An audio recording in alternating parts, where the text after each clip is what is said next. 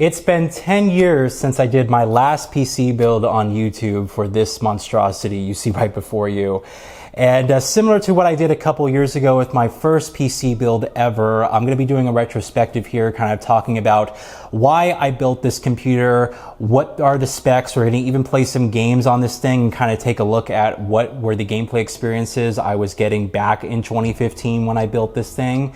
And basically what resulted in this being one of the most, stressful and just a build that honestly changed my life. You know, I have to say that this is a system that I kind of look back on and say to myself, yeah, this was the catalyst for basically my entire perspective changing, not just on PC gaming, but just the experience in general. And I matured a lot basically over the course of the last 10 years since I built this thing, and just my perspective on what I want out of a computer, and also all the money that I sunk in and continued to sink into this thing for the years to come, just for ultimately a very kind of middling and at best a somewhat problematic experience. So what I'm going to be talking about today is basically that entire story, what led me to building this thing, why I was so adamant about just going all out, spending $5,000 pretty much back in 2015 for not only this computer, but everything. I bought new accessories, I bought a new display, everything from the keyboard, the mouse, the headphones, and everything in between. I got all brand new. I basically started from scratch and built this thing only 3 years after my initial computer. And it put a lot of financial stress on me at the time. It took years for me to pay all of that off. And I'm gonna share all of that story and more in this video. So hope you guys enjoy. So I want to start off by saying, if you have not seen my initial PC build or the retrospective I did a couple years ago on it, I'll leave up a card here in this video. That video kind of delves into why I got into PC gaming in the first place, what really kind of inspired me to build a computer, and what I was kind of really looking for, what the gameplay experiences were like back then, and kind of what I wanted out of my gameplay experiences. And I even rewatched some of the videos I did initially on YouTube, and even go into the comments and directly talk about basically what my feelings were back then regarding that initial PC build. This video is going to be a similar format, but for this computer specifically, but it's a bit different because there was an entire tonal shift in sort of my attitude, and also the growth on my channel at the time. My channel was growing a lot over the course of that couple of years, where I was going from just having 1,000 or 2,000 subs into reaching close to the 10,000 range. So I was getting a lot more of an audience, and the channel was really building. And basically 3 years later, I was like, all right, I'm gonna go back at this PC gaming thing. I'm gonna build this whole entire new different rig here, and I'm gonna spare no expense. I'm gonna get the best components. I'm gonna show everyone, I'm gonna show them basically that everything that I've learned, and look at all the stuff that I was able to correct in my past video, and look, I did it perfectly, be happy. And that's honestly what fueled the entire build of this computer here, and that's what kind of motivated me to go out there and spend an obscene amount of money. This cost me about $5,000 back in 2015. It wasn't just the computer itself, because I upgraded everything. I went as far as upgrading my keyboard, my mouse, my monitor, my headphones, every single accessory that you can think of, including the computer components and everything that you're seeing right in front of you here. I got brand new, starting from scratch. Just everything got replaced, and I kind of wanted a fresh start. In a way, this was me kind of overriding my mistakes. I was so just kind of distraught of how people kind of perceived that initial video, that I kind of went back and I was like, all right, I'm going to do everything I can to correct those mistakes. And I was a very different person back then. Obviously back in 2015, I was basically in the middle of college here, and I just sort of had this more inflated ego and more immature personality, and you can kind of see that across some of those videos back then. I'm a lot more loudmouthed compared to how I am today, excuse me.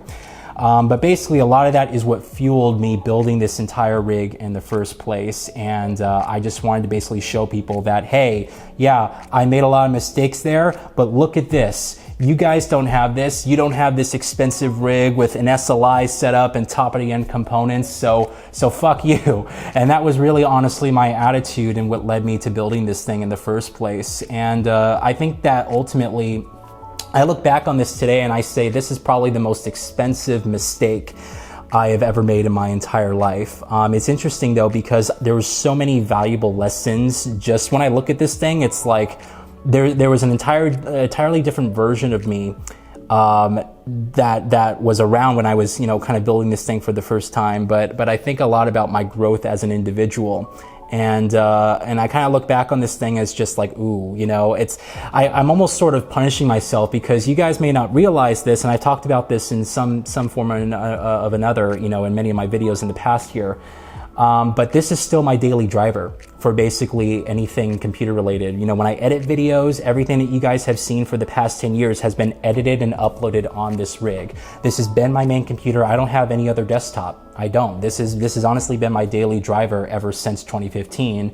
In a way, I was kind of punishing myself, because I was like, Cameron, you spent all this money on this computer, you put yourself into debt for it, and it took me many, many years to pay off that debt, excuse me. It's like, how dare you do something stupid? You're going to have to pay off this thing, and then you're also going to have to stick with this thing for 10 years. And I told myself that, many, many, many years ago, and here I am now in 2025.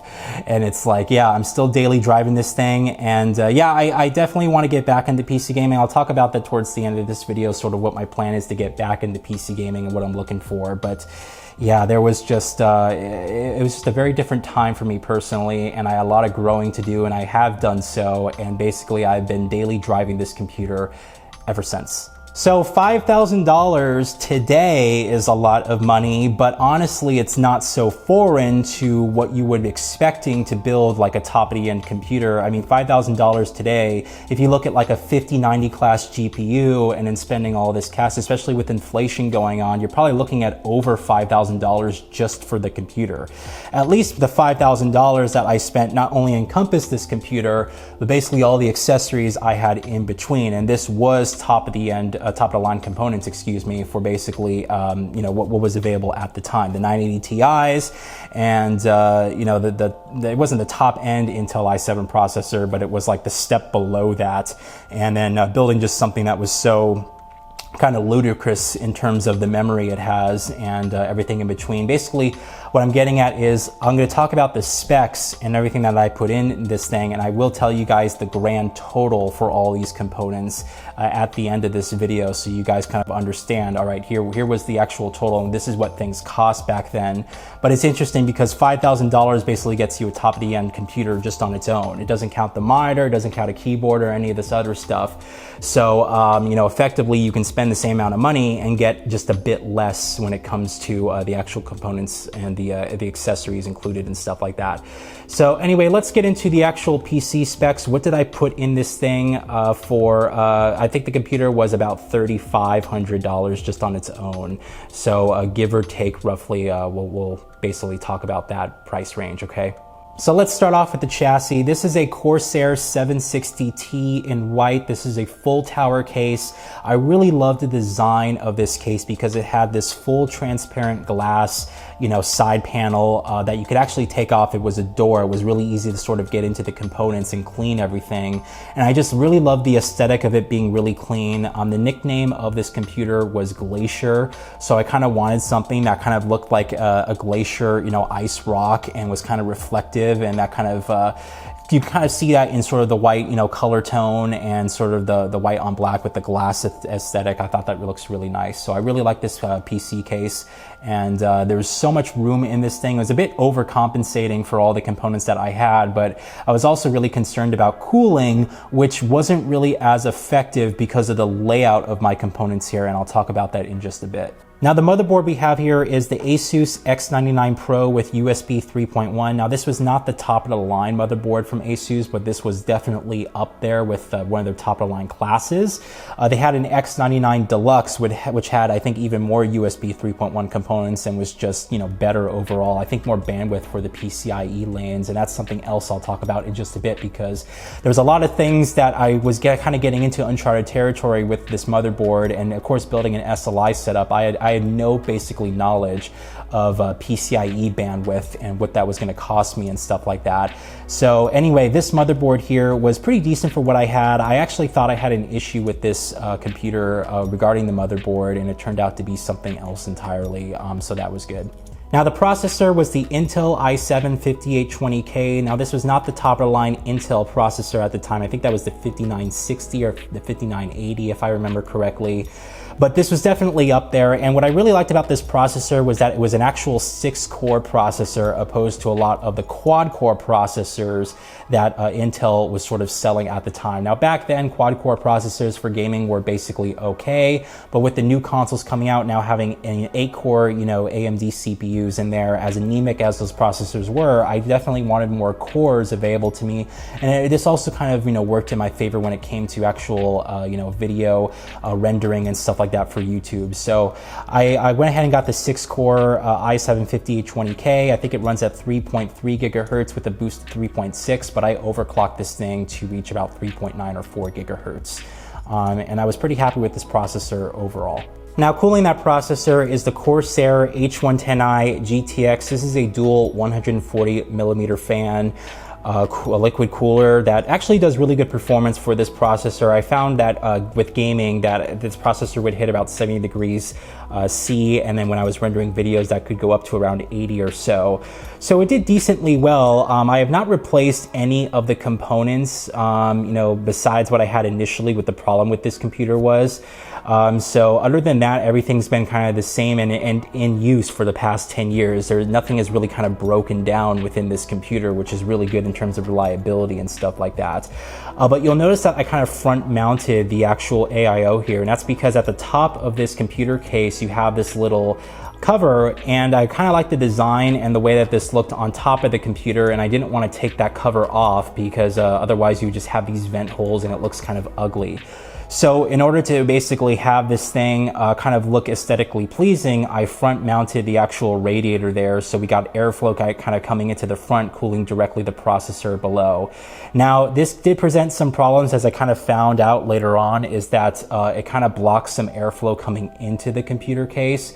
And I actually found that because of my 980 Ti is actually, exhausting kind of hot air and only having one sort of exhaust fan at the top rear there, basically I found that a lot of these components were kind of getting hot over the course of long periods of hours. So this is something that I wanted to focus on in my next computer build, but this is why I kind of front mounted the radiators. I just liked the way it looked aesthetically when it came to keeping that top plate on the case itself. Now for the RAM, I kind of went crazy, but again, I was trying to kind of future-proof this thing, which is kind of stupid because there's no such thing as it comes to the PC space.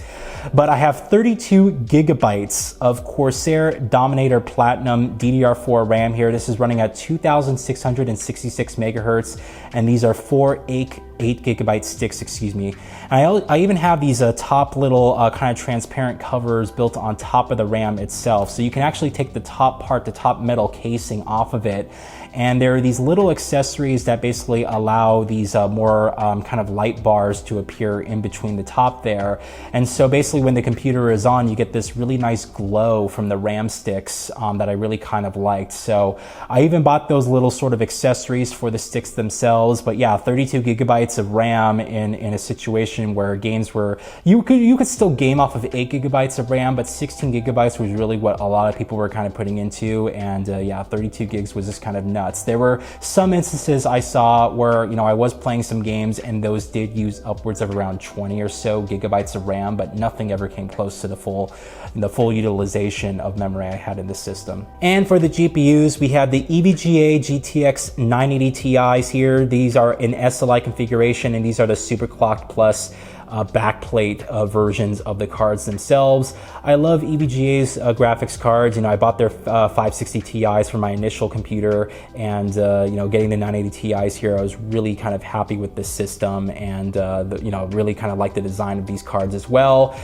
because they weren't the actual reference cards, they didn't have that kind of green glow, and it was nice because they were kind of this bright white, which I kind of liked for this system. I felt like the white LEDs kind of worked best off of this particular case and the other components that I had, so that was nice. Now for the SSD itself, I have the Samsung 850 EVO. This was just a 500 gigabyte, SATA drive, which was perfectly fine at the time. A lot of people were still gaming on hard drives as well. Within the consoles themselves, these were still mechanical hard drives, but SSDs were just offering so much more in terms of their speed, and that's not something I put in my initial PC build, where I basically only had hard drives in my initial computer build. So I wanted SSDs, I wanted to upgrade for that path, and I chose the Samsung 850 EVO. Now I also put a hard drive in this thing as well, just to have more storage to put on some games that didn't require the SSD. So I put a 3 terabyte Western Digital black drive, 7200 RPMs here. For games that didn't really necessarily require the hard drive or were kind of smaller linear games, I installed most of them on this hard drive, but I found that later on, especially later on in the generation, that a lot of games really benefited off the SSDs, and some games just outright recommended them. So yeah, I was kind of fighting for space between having basically all of my files and my videos being rendered on the SSD versus the actual hard drive, which had a lot of larger games. And for the power supply, we have the Corsair HX1000i, 1000 watt power supply. Keep in mind, I was doing an SLI configuration with really high-end components, so I wanted something that was going to have more than enough power, and that's why I kind of went for the 1000 watt power supply. I never really had an issue powering any of these components. Everything was perfectly fine, and that includes the actual overclocks that I put onto these components as well. So yeah, this has been a pretty reliable power supply, and it's worked out well thus far. Now I do have an optical DVD drive in this thing. It's just an Asus 24X SATA drive. So similar to my last PC build, I was still kind of getting some games basically on disc at the time, and I was doing some unboxings for you guys, but I also had a lot of audio CDs, and what I would do is I would buy music and then burn them to CDs so I can listen to them in my car. Now, I haven't used this drive in many years, but I just wanted to have that flexibility. So yeah, I just got the Asus 24X SATA drive. I think it was probably the same drive I had in my initial build, but I bought a brand new one, of course, because I was starting from scratch. So basically went on from there. And when it came to the operating system, no surprise here, but this was running Windows 10 Pro, a 64-bit, of course, which basically, now that you guys are watching this video, that operating system is now deprecated. It is no longer receiving updates. So kind of fascinating to see that 10 years ago, when Windows 10 first came out, I put it in this computer. Of course, it was the latest OS.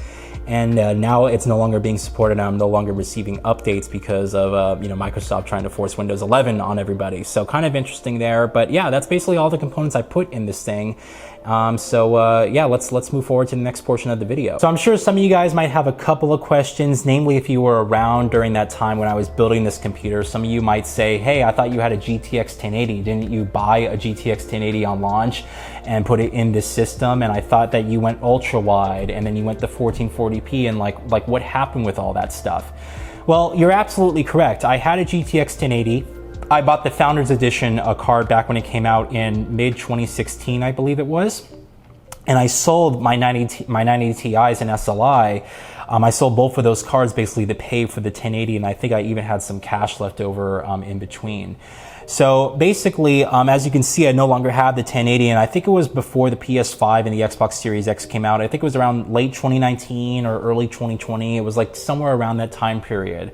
I was getting close to just paying off this entire computer, right? Because basically I put everything on a credit card. I didn't have the money to actually, buy this thing at the time. It was only 3 years after my initial computer. And yeah, I was working, but I was also in college, and I was just like, I just wanted more power. I got this I got this annoying notion in my head that I need to prove myself to people who don't give a shit, and who are just there for the laughs of it all, right? I had to prove myself to all these random people online. And so I put myself into a lot of financial debt for it. It wasn't just this computer as well. It was all the accessories that I purchased in between. It was just bad spending habits overall. I think that when all said and done, by 2017, especially because I got laid off from my job in late 2016, it was one of my first layoffs. Basically, I had around $10,000 or so in credit card debt. It took me 4 years to pay off all of that debt.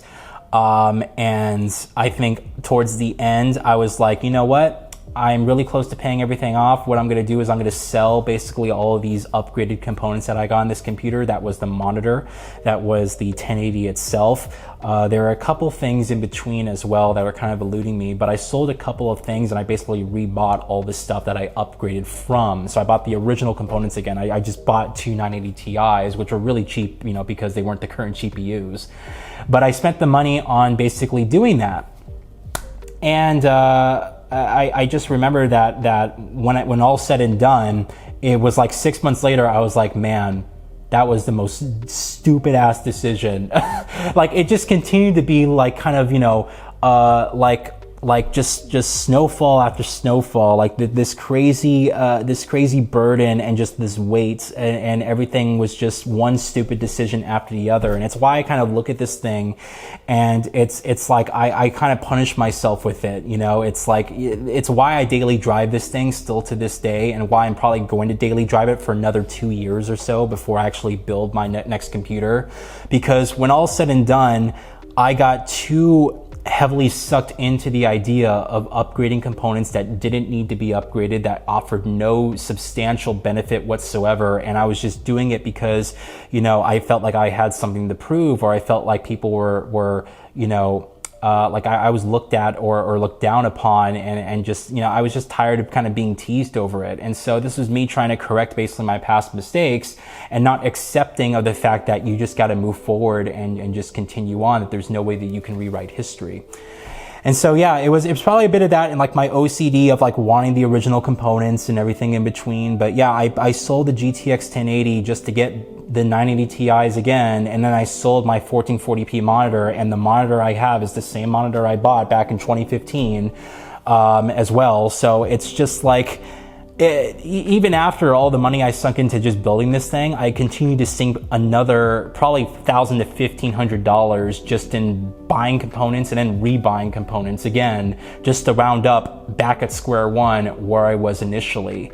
And it's just one of those things that I'll probably never forgive myself over, but I'll look back on it and I'll just say, you know what, that's a valuable life lesson. You know, it's what led me to kind of look at components and just technology differently. Like, even to this day, my phone's about to be 5 years old, my cell phone. And it's like, yeah, you know, I can upgrade, but like the usability, the day-to-day factor of it is perfectly fine. And it's the same way I look at this computer, honestly. I daily drive this thing, and honestly, just web browsing, doing YouTube, and the occasional, you know, rendering a video here and there. Yeah, this video is in 4K. It's going to be over an hour long probably, and it's going to take me a long time to render. It's probably going to render overnight, but it can do it. You know, it's not like I'm unable to render videos in a certain resolution or at a certain quality. You know, I'm able to put out all the content for you guys, and I've been doing that with this computer ever since for the past 10 years. So to me, it's like, you know, yeah, there's a reason to upgrade, because like I want to get back into PC gaming, but right now I just know it's a really weird time when it comes to PC gaming. I've been still keeping up with the components and just the news and stuff when it comes to GPUs and processors and just different, you know, hardware and peripherals and things like that. But it's just a really kind of weird time right now when it comes to PC gaming, and there's not really a really great choice, and everything's so much more expensive than it used to be, that even $3,000, $3,500 just for this build, which was top of the line at the time, gets you a pretty high end but not top of the line build today. So it's a bit interesting to think back on. But yeah, that's what kind of led me to getting rid of the GTX 1080 and the monitor, just going back to what I had originally. And I wish I can make sense of it. I really can't. I just look back on it, I'm just like, it's just one of those things about growth, you know, that I was talking about before. I was just growing and I was maturing, and now I can look back on it, I can just say, hey, that was really stupid, and I know I'm never going to do that again. But I had to at least go through that in order to have that sort of mindset about what I kind of wanted to do. All right, so what I want to do next is I want to take a look at sort of my PC build videos back then, similar to what I did in my last retrospective. I kind of want to watch those videos and talk about sort of what my mindset was like, and kind of reminisce about some of that older content. You know, that I kind of gone back every now and again and I'll watch the original, you know, PC build videos I did, but I have not seen the updated versions in many years, probably close to 10 years at this point. I don't recall watching them or rewatching them anytime, you know, anytime recently. So we're going to be rewatching those videos. I'm going to skim through them, so you know, don't worry, I'm not going to be watching the entire series, but I'm going to kind of talk about basically what I was kind of thinking of at the time. We'll have some fun, take a look at the comments and see what people were thinking and saying at the time, and then we'll go on to the actual gameplay experiences of this computer. What sort of games and you know, resolution targets was I hitting? What was the scaling like for the SLI configuration? What type of frame rates was I hitting at the resolutions? What are some of the sacrifices that I had to make in terms of graphical quality to hit those resolution and frame rate targets? So we'll go on from there, all right? So yeah, let's move forward with that.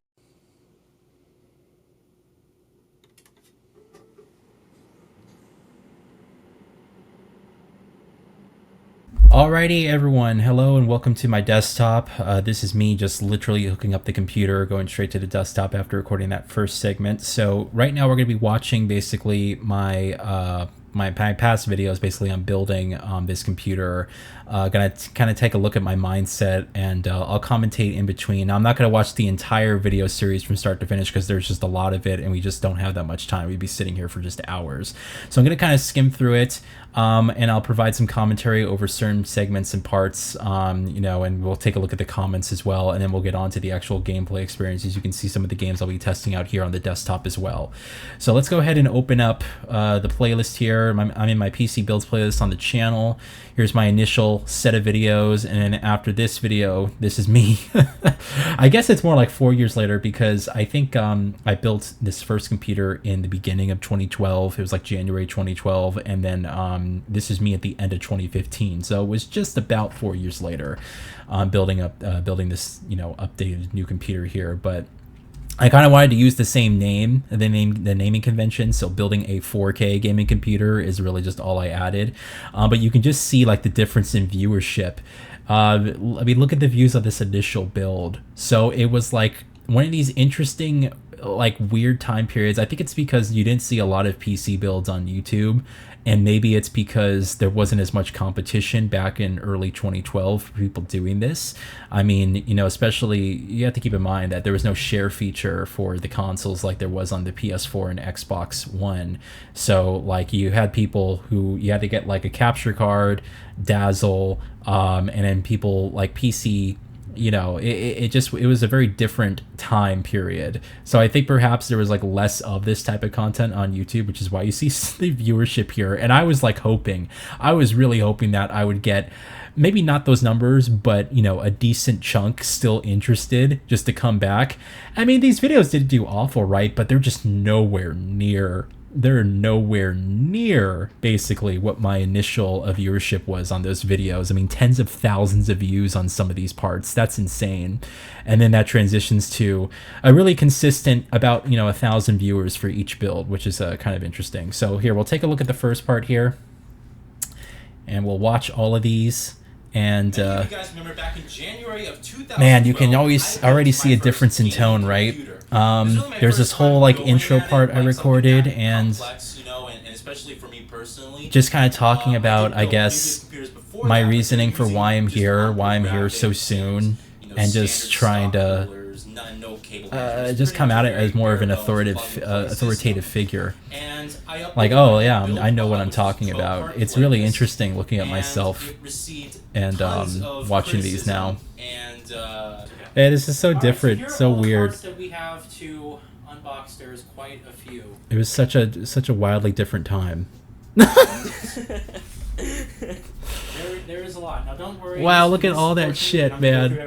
760 TKs. Look at the size of that box, the monitor, all this. This is why I say $5,000, because like I literally got everything. I got everything. The Intel LGA 2011 motherboard from Asus. All right, it's with it, Yep. so it's gonna look really nice in my system. So those were cool because initially they just had a flat top and then the light would just kind of, I guess, bleed out the sides, but I wanted it to kind of come through for you to actually see it, especially because on this case, I had a glass sort of transparent panel.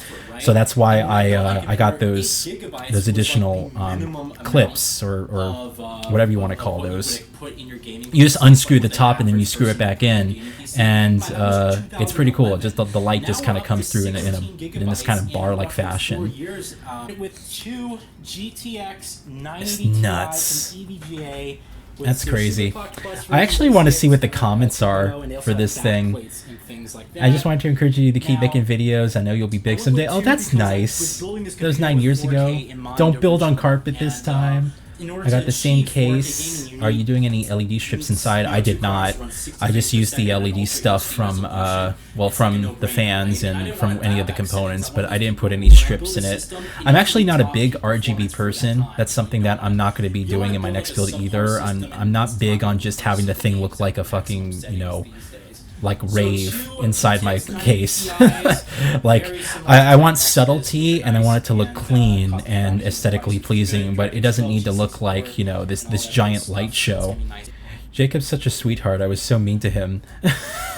Whenever I was recording videos, like I would have like no sense of humor and like be ultra serious and just take myself super seriously. And oh man, that was my 24-inch monitor right here, the Asus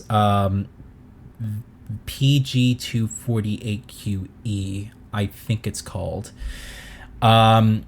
Yeah, that was a really nice monitor that I just got. I literally got it in 2013, and I already replaced it like two years later for that S277HK. It's a good monitor too.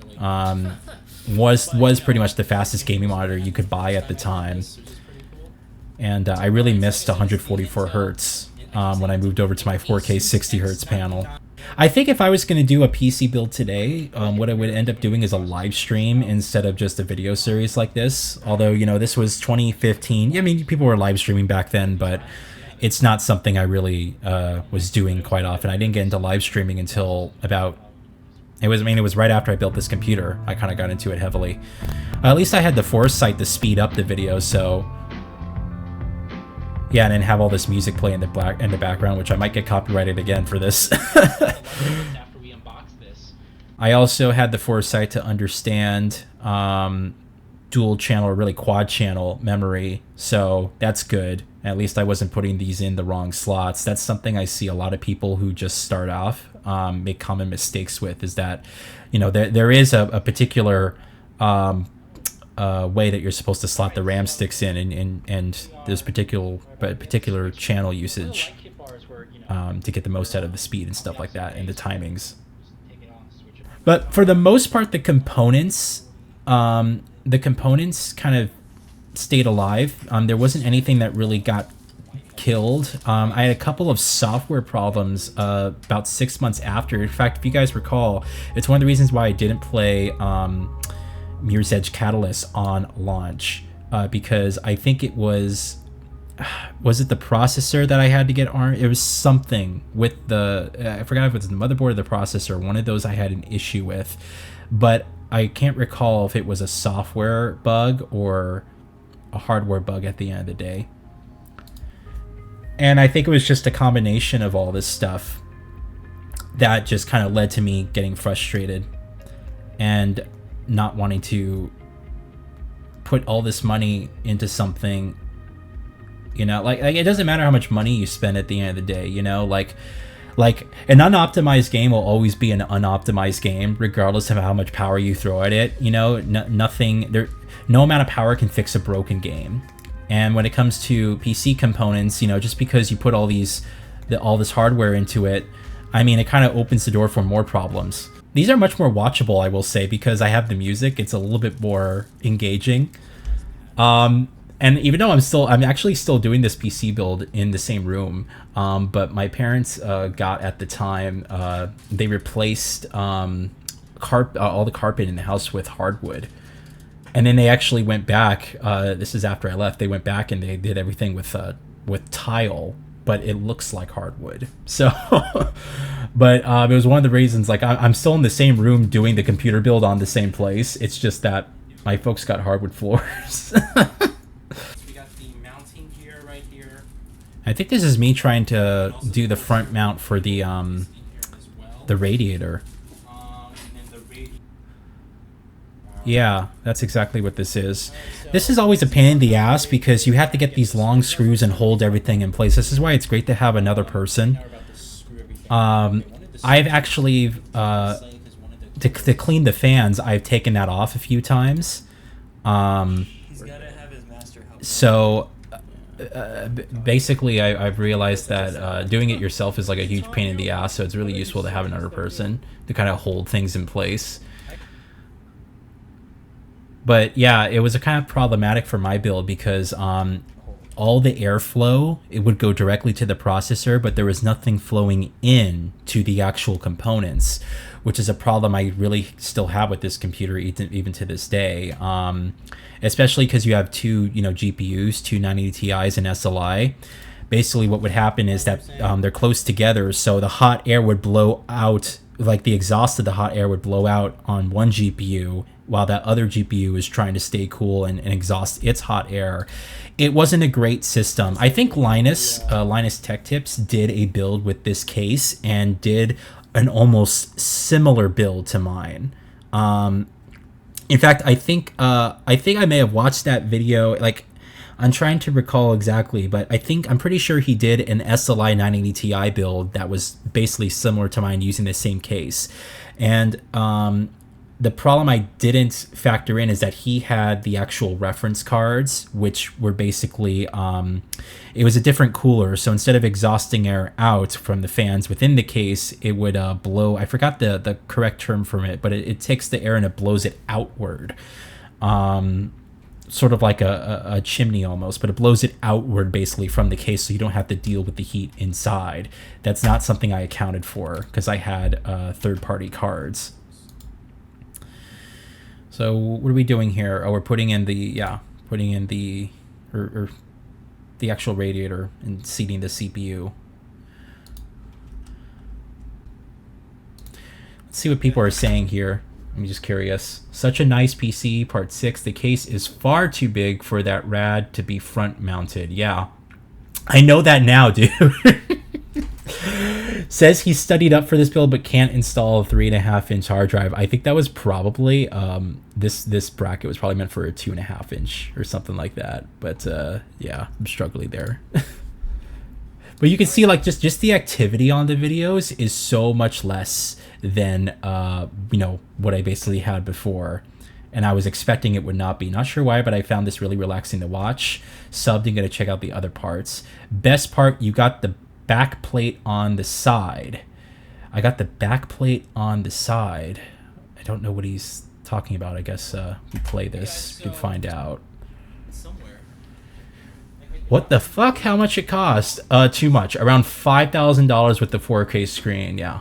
So I mean, like, listen, I wasn't making that figure up. People around this time period, obviously prices adjust and kind of fluctuate. But yeah, around that time period, that was $5,000, which, if you adjust it for inflation, I don't even want to think what value that would be equal to today. I have an i7 6700 Skylake RAM Corsair Dominator, 266 32 gigabytes, blah blah blah blah, and 1,000. Oh, he's just telling people what he has. I am not lying. I am say true. 17 years ago, my family was poor. It please. Hi, you have 2 GPUs. Can I please have one? Can you send it to my place in India? I need the name of the song. A lot of this music I used was from the soundtrack for an indie game called Hohokum, which the only reason I ever checked out that game is because Conan O'Brien did a skit where he went to E3 and he interviewed one of the developers, and he was absolutely hilarious. And I got the game based off of just that video alone, and then that game is actually what led me to fall in love with artists like Taiko and that type of style of music. It's a great soundtrack I still listen to on and off today. It's just really nice and relaxing. Yeah, I don't know anyone who actually had this display. There's very few content on it, but I'll be honest, you know, like what first attracted me to it was obviously the design. It's an off-center stand. It's also not a wide, like it's a wide stand, but it's not huge where it takes up the actual desk space. It's just in line with the size of the monitor. And it's got like this beautiful, you know, almost edge to edge frame, like barely, you know, any bezels. It's completely flat. And like the pixel density now these days, 27 inches at 3840 by 2160, like the pixel density is so high, but also the resolution is just way too high for that screen size. Like I probably would have gone with a 32-inch display if I was going for 4K, at the very least a 32-inch display. But like the pixels per inch measurement is somewhere around the 160s. So it's like this super high, you know, PPI ratio, and like the resolution, like even right now, you're seeing my desktop. This is 150% scaling on the desktop. It's crazy. Thanks for doing this video. Bought one myself. How did this monitor hold up for gaming? It held up pretty well. I didn't have any issues. Obviously, you know, I just talked about before, I have some issues with image retention, but that was after the fact. Acer does not have a really good like the longevity of their equipment is just questionable to me. They make really beautiful products, but I just don't think the quality of them is that fantastic. But I will say, like initially, image quality and using this display was just phenomenal. It was also very color accurate, which I was all about. I was all about color accuracy around this time.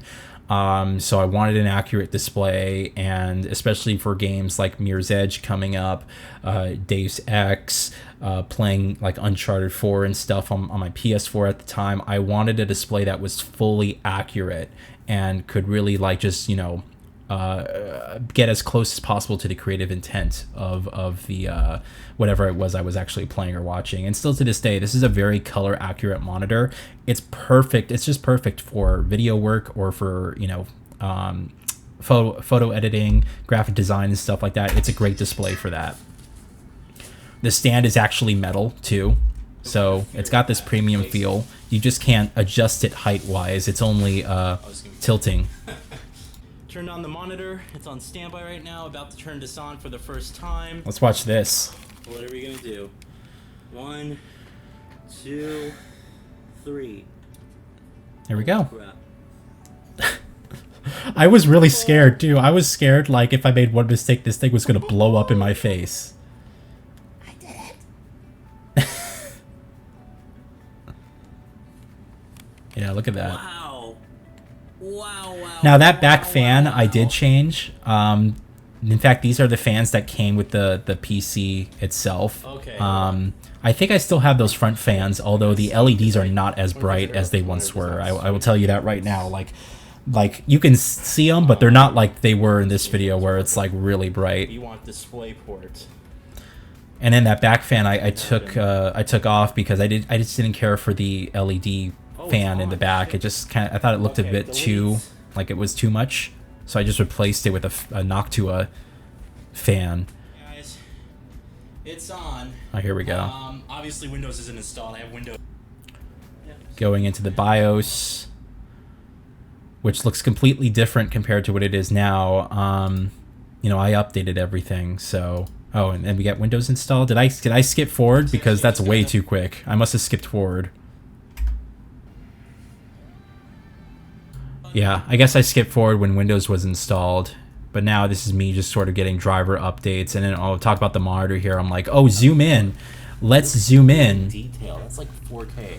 Like because of the high pixel density, it's like, look at all this detail, but it's way overkill for what anyone would like realistically need.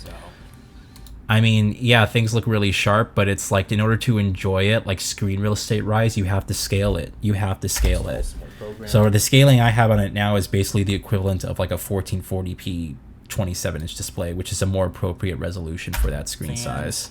I think I'm overclocking right now, or I'm trying to show basically an overclock on the system. I don't think I kept that overclock because it does prove a bit unstable when it comes to longer play sessions. But yeah, I did try to So by overclock now, there. hopefully you watched all my parts in my PC, my 2016 gaming PC build log series. So this video is really just, the conclusion for it. I just wanted to record it and ask you guys. What do people say? I feel like you were speaking directly at me about the whole mistakes part, not about PC, but life in general. Thank you. I enjoyed them. It will be a good reference for my first build.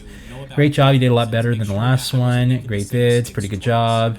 The PSU fan is not an exhaust fan. It is an intake fan. Always. PSU fans directly means absolutely nothing. Position should be based on your preference and nothing else. Well, I always have it facing the bottom portion, which is why I think on the cases it's open at the bottom, or it has a vent at the bottom, which is probably better as well, because if you had it facing upward, and on the 980 Ti's, if it's exhausting fan or exhausting stuff like heat, you probably don't want it sucking the air inside the case with the heat. You want it pointing up, so it was like I guess I'm talking about it here.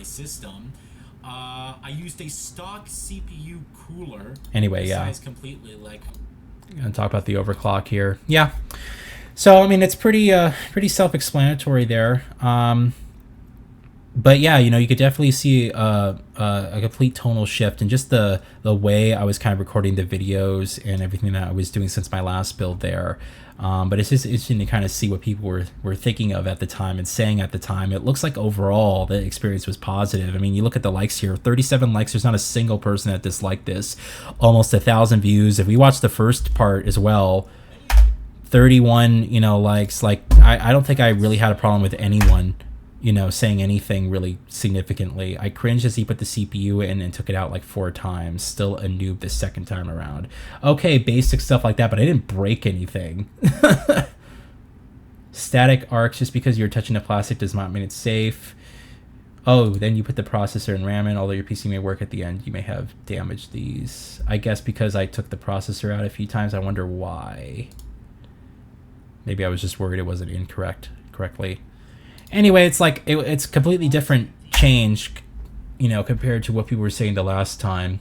Yeah, at least you didn't build it on carpet like your last build. You mounted the rear frame backward for it to be an exhaust. Hot air rises, so it would make your system cooler. Don't listen to the guy holding the camera. I don't think Jacob built a computer. No, I think he built his first computer a year before this. I'm trying to recall. He may or may not have. Have you ever built a computer before? Oh my god, cable management is so bad. Yeah, so I guess cable management was something I needed to work on, or I need to work on in my next build, because I just kind of stuffed everything in the back and then just pushed the door shut. And I was like, oh, it's cable managed, when in reality, you're trying to route cables so that nothing's kind of crossed and tied, and just you don't want to put the mess somewhere else. It shouldn't be a mess in the first place. I guess that's what people are saying. Anyway, regardless, what we're gonna do right now is I'm gonna boot up some games. We're gonna test out some of the games and the performance and see what the experience and the scaling was like for the SLI build on this system, and then we're gonna kind of go on from there. All right, everybody, welcome to the next portion of the video. Now, before we get started here, you're probably wondering why the weird setup and camera change. Well, I'll tell you what. I had to sort of think of an interesting, creative way to capture gameplay off of this computer without using basically the capture tools that I have, because it affects performance. In fact, it affected performance to such a great deal that I was losing upwards of almost half my frame rate in some instances, and that was even capturing at lower resolutions as well. So it's just one of those things. Basically what I have is this whole rat nest of cables below me, and I have my PC plugged into the Elgato capture card, which is then plugged into my laptop, which is then capturing both the video as well as the webcam through the Surface Laptop 4. So I basically have a duplicate display going on right now within my desktop to go to the Elgato, so that you guys see the picture and that you guys can also see me, and it's not going to affect basically the performance of games. All right, so that's basically how I'm capturing this. I was trying to think of how to do this with basically the least amount of damage done to my actual frame rate and performance, okay? Now, I'm going to divide up this section into 3 distinct parts: the good, the bad, and the ugly, and honestly the 4th part as well, which is more of an experimentation kind of interesting thing I have planned going on. But I'm going to start off with the good, which is games that have really good SLI scaling. I'm not going to play all the games that you see on my desktop here, but I'm then going to move on to the bad, which is like spotty, SLI scaling and not really consistent performance, and then just the ugly, which is just flat out not supporting, games at all. And what you're going to see is, like, really early on when I built this computer, the first 6 months or so was great. And then things started to take a dive, and it was kind of like, okay, it's starting to be a little bit weird here. And then basically as the years went on, SLI just flat out got completely decommissioned. The other thing I want to also point out before we get started here is I updated all of the components, everything in this computer, to the latest drivers that are available for it. I even went as far as updating my BIOS. So everything is as up to date with the latest firmware as it possibly can be. Even the 980 Ti's, I got the latest driver update from NVIDIA. And which is interesting because I believe NVIDIA just announced recently that both the 900 series and 10 series GPUs are completely being deprecated, so they'll no longer receive any driver updates. However, October 14th was the last driver update for this GPU. So I assume that might be the last one we're going to be getting. And then, it's no longer going to be supported, all right? So let's go ahead and jump in here. The first game I want to test out here is Fallout 4. The reason is because when I built my computer, this is one of the first games I actually live stream. I did a full live stream of the game online. And you can even go back and still watch those videos today. In addition, this is a game that I was really excited for, and I was really looking forward to building my computer here. So, take a look at the settings here. We have native 4K, 3840 by 2160, no anti-aliasing. As I was talking about before, basically, with TAA being selected and anything temporal, it seems to have really bad SLI scaling and just it really destroys performance. So I always leave sort of anti-aliasing off. However, it's not how I would prefer to play the games today. And then here's basically the graphic options. It's a mixture of ultra and high. I do not have the ultra high resolution texture pack downloaded, which was added after the game's launch. When I initially played the game, it only had 1080p textures, which is what the game launched with. So this is basically a mixture of high and ultra settings, and we'll go on from there, okay? Alright, so here we are in Fallout 4 on my PC here. I just loaded in. Now I have the Riva Tuner statistics up there in the top left hand corner. You can see that. GPU 1 and GPU 2, you want to pay attention to basically the middle figure, the percentage points, as that is the actual utilization. And then we have memory 1 and memory 2. Those are my VRAM limitations. So 6,000 megabytes is 6 gigabytes of memory, and that's basically what my limit is. You have RAM, you have CPU there, as well as the actual performance there. Now, Fallout 4 is capped to 60 FPS on PC. It was one of those things where, unfortunately, Bethesda didn't really do a really good job with this typical PC release. Well, you'll see here, this is native 4K at a time when the consoles were hitting 1080p at 30 FPS. I'm hitting native 4K at 60 FPS here, which is just fantastic. The game looks so sharp, even without anti-aliasing on. You can just really, you notice kind of break up in the branches of the trees, but because the pixel density is so high on this monitor, it's not so distracting, honestly, and I was perfectly playing this fine back in the day. Now, when I was live streaming this, unfortunately, I had some performance issues. So again, that's not how I would prefer to play the game today. But if I wasn't live streaming, this is pretty consistent as far as frame rate goes. And by the way, this is running off a mechanical hard drive as well. This is installed to my 3 terabyte, Western Digital black drive. So this is not even an SSD. And the performance is pretty good. Now, you notice some dips in between there. I think a lot of that has to do with the fact of this port and just the scaling in general. One of the things with SLI is that you have micro stutter every now and again. But this is one of the more smoother experiences, and I remember when I first booted this up and just getting able to play this game in native 4K was like, oh my god. But I would say that this is pretty much a success. Keep in mind, if you go back to 2015, before the PS4 Pro and Xbox One X were even announced, a year before those consoles, the fact that I could play this at native 4K 60 FPS, and yeah, there's some stutters here and there, but for the most part, you know, you can play this perfectly fine, and this is a substantially prettier and more smooth experience than anything that you were getting on the base PS4 and Xbox One for sure. Those consoles even have frame rate dips and stuff like that. I'm in City right now, which is one of the more heavier sections of the game, and definitely some more periodic frame skips right here. In fact, yeah, we got some really bad stutters right there. If you look at the scaling, I mean, the scaling isn't too great on this game. We're in like the 70% range for the SLI scaling. So you add those together, and I'm getting 40% more or additional power, I guess, over a fully utilized single card. So not the greatest scaling in the world. We also have some of that micro stutter that I was telling you about, although it's not so micro, it's very visible. And yeah, here's the sun coming out. So, I mean, if you think about it in like worst case scenario, right? If this is worst case scenario in a densely populated city with all these people, it's not too bad, you know? Because this is probably stressing the CPU, it's stressing, you know, the GPU harder than just any of the typical firefights that you would have in sort of the open world. And so you're getting all that. It's still native 4K, right?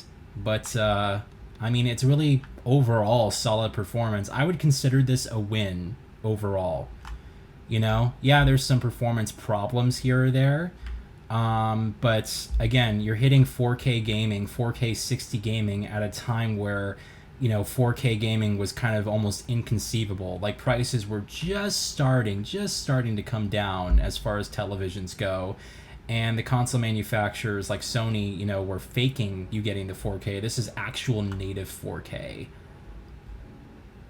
You know?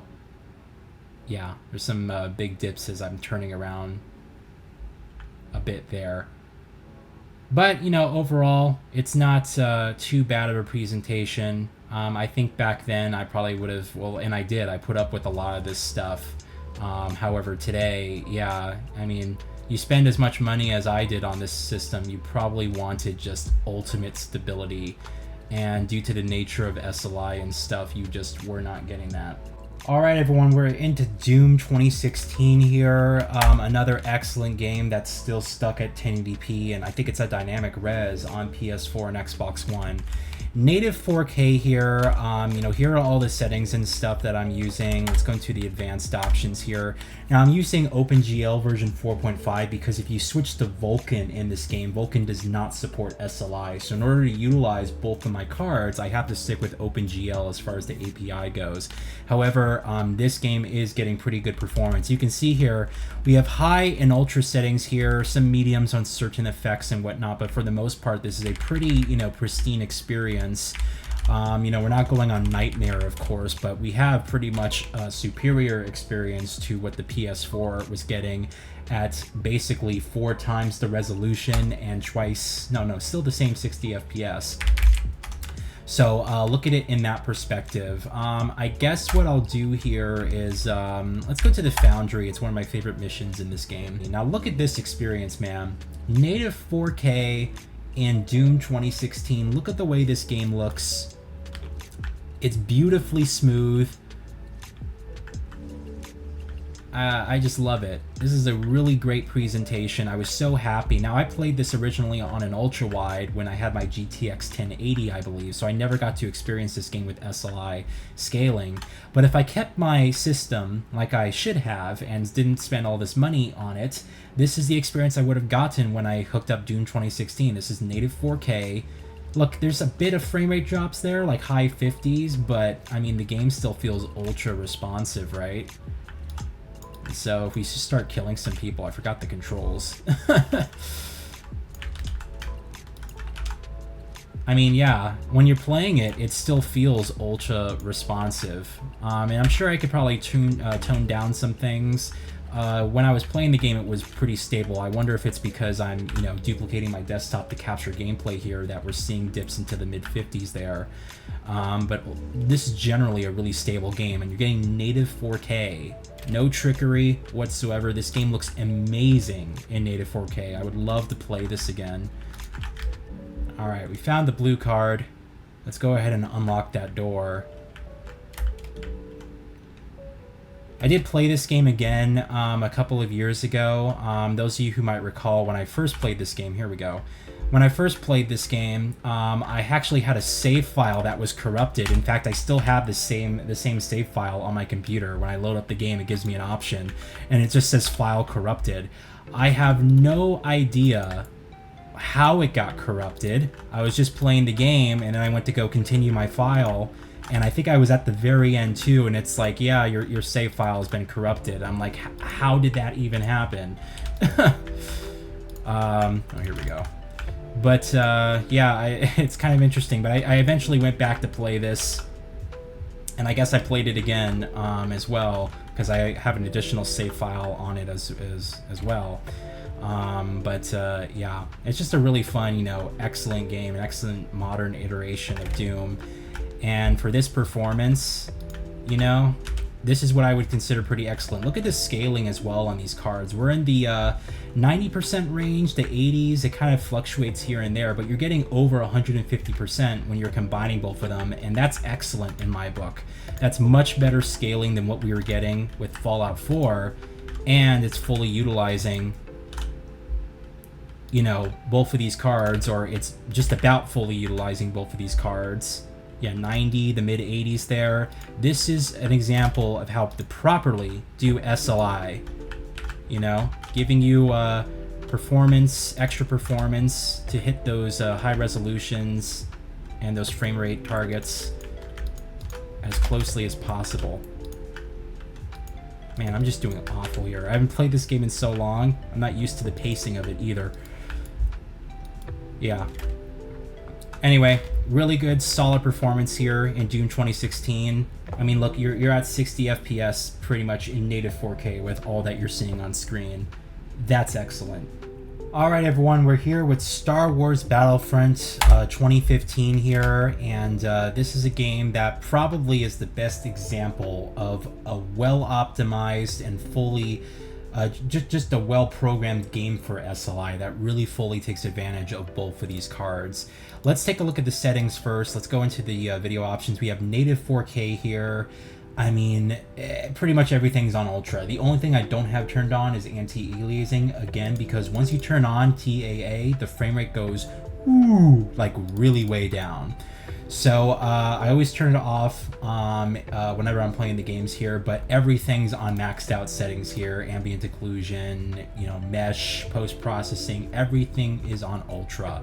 This is a substantially prettier experience than what you got with the PS4. Keep in mind the PS4 was 900p with like medium high settings, mostly medium settings there. So this was a huge upgrade. I don't know if anyone's still playing the multiplayer actually. You know, let's go ahead and see if we can find someone. If not, I'll just go into basically a skirmish, a quick skirmish. All right, well, I tried looking for a multiplayer game. It seems that either no one's playing or it's just a really bad time, I guess, to play this game online. It's kind of unfortunate because I actually enjoyed Battlefront 2015 more than I enjoyed Battlefront 2 in 2017. Or was it 2018? I forget which year. But you know, again, we're taking a look here at the survival mode here, which should just still give us the same, you know, type of look at performance reasons. I guess we'll just start off doing the same thing here. Again, native 4K, people, native 4K. Everything is on Ultra. I mean, this experience is just incredible. And I was able to play this beautifully, perfectly fine in multiplayer back in the day. Just loving the experience all around. Native 4K, people, 60 FPS. I do have a 60 FPS cap on this for all my games, so I don't get excessive screen tearing. But I mean, look at this. Look at this game. Native 4K, man. Oh, this just made me smile. This is still, to my eyes, the most impressive game I have ever seen on this computer. Visually speaking, that is. Like, the way this game looks with its art direction at ultra settings at this resolution is just nothing short of immaculate. And there's no anti-aliasing enabled on this, yet, you know, you don't mind it. It looks perfectly sharp, at least on my screen here. 160 pixels per inch might have something to do with that, but it's just unwavering. Like, you can literally play this game with no issues whatsoever, you know. And it's just completely unwavering. Shadows are sharp. The texture detail is just nuts. I'm right below the 6 gigabytes of VRAM threshold there. 5.7 gigs we're using. 10 gigs of RAM, 60 FPS. I mean, just look at the performance, man. No matter what the game's throwing at me, you got smoke effects, you got all these enemies. It's just like, it's perfect. Jetpacks in the air. This is everything I wanted here. Let's go to first person, if I remember how. There we go. It's first person gameplay. Doesn't even matter.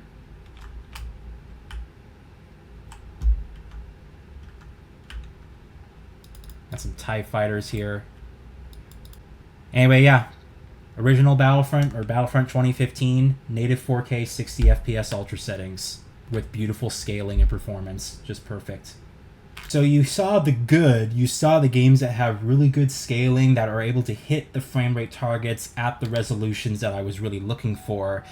Now let's get into the bad. These are where the experiences started getting spotty a little bit. We're talking about poor scaling, overall poor performance, and you know the worst part about this section is? The worst part about this section is that many of these games were the games I was so excited for, the games I was most anticipating to play. And these are the games that exhibited issues. So we're going to start here with Deus Ex Mankind Divided here, one of my most anticipated games back in 2016, right next to Mirror's Edge Cal. I couldn't believe it. Like, 2016 was like a dream come true to me. I was getting Uncharted, Mirror's Edge, and Deus Ex all in the same year, sequels and just all this stuff. I just couldn't believe it. And this port, by the way, is done by Nixies, who Sony now owns them, and they do all the Sony ports on PC. But in any case here, let's take a look at the settings, I should say. We got, I'm running off of DirectX 11 because DirectX 12 seems to have some issues with this game. But you can see the graphics here. Everything's basically on, and it's pretty, a pretty decently high adjustment for the game. However, I will say this, is that no matter what I do, I cannot get stable performance out of this game. Alright everyone, so we loaded into the game here. This is running off, again, a mechanical hard drive, although this is a game that I think I initially played and wanted to install it on an SSD because the load times are just so atrocious. It's like a minute and a half on an actual mechanical hard drive here. But we're in the, I think we're in the Systems Rift DLC, which has this little explorable space, which is why I wanted to select it. And we're at native 4K here with the settings, and as you can see, the performance is just really poor. Now, if you look at the scaling's great with this game. Look, we're at like almost full utilization of my GPUs here, and we're only in like the low 50s to high 40s. Now, I can try to basically turn down the graphics and try to optimize this game further, but unfortunately I found that many effects don't scale well unless you actually turn them off entirely. This is just one of those examples where it's just like the game is so graphically demanding that native 4K with two 980 Ti's, even in SLI, with decent scaling is just kind of all over the place. The other thing I want to point out is micro stutter. It is everywhere in this game. As I'm turning the camera around, this is supposed to be the low 50s, right? Now you guys will probably see screen tear if you're watching this, but even if you're ignoring the screen tear, I mean, it does not look smooth whatsoever. You can see the stuttering happening everywhere. This is an example of a very problematic game in SLI. Even with I'm just moving forward, you can see the stuttering and stuff happening because of the inconsistent, or because of the SLI scaling and whatnot. It's just not a really smooth experience. But you're basically right at the cusp there. And unfortunately, if I try to go into the options here and go into my graphics, you can see here, even if I try to turn things down like shadow quality, if I go down to medium, we're still like in the 50s here. It's not really, doing much. And even if I go all the way down, let's say I turn everything off in the game,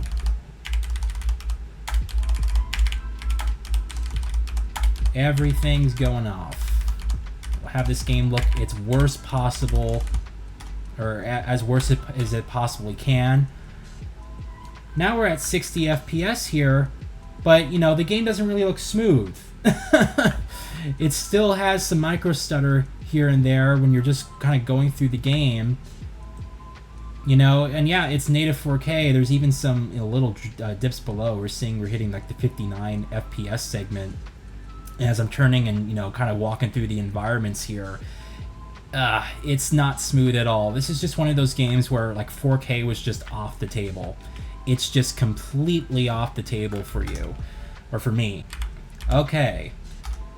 And so right now we're essentially back to where we were before, right? We're in the 50s with really nice, good graphical detail that puts it more in line with the console release. If I turn everything on low, well, the PS4 is giving a more beautiful experience, even though it's at a lower resolution. The PS4 is not running at low settings.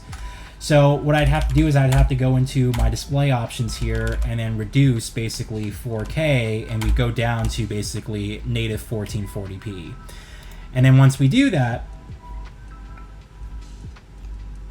go ahead and confirm. Once we do that, now we have a visibly softer presentation here, much smoother, but the micro stuttering still hasn't gone away. It's still kind of a jerky, non-smooth experience, even at 1440p with tons of headroom. You can see the GPU utilization is at 60 to 70% right now. So, you know, not too great there. And even with all that, you know, smoothness wise, it's just not there. Like, you got a little frame skip there. Yeah.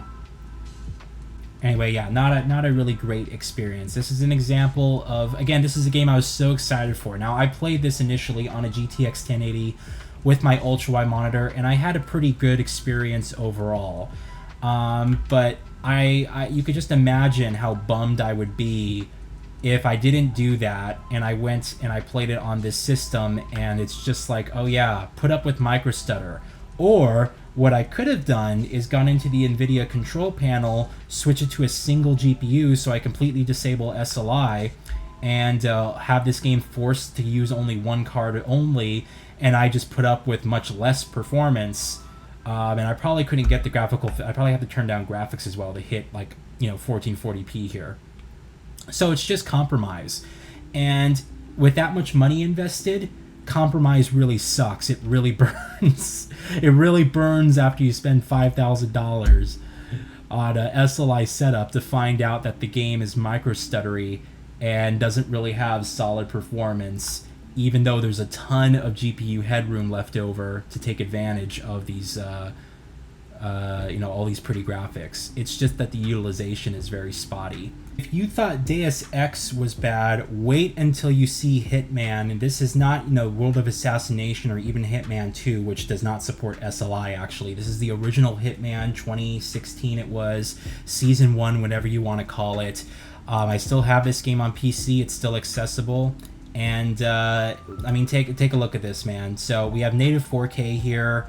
Basically everything is on in some way or another. We have a mixture of like ultra, really high is ultra, that's as high as it goes, and then medium settings and stuff here and there.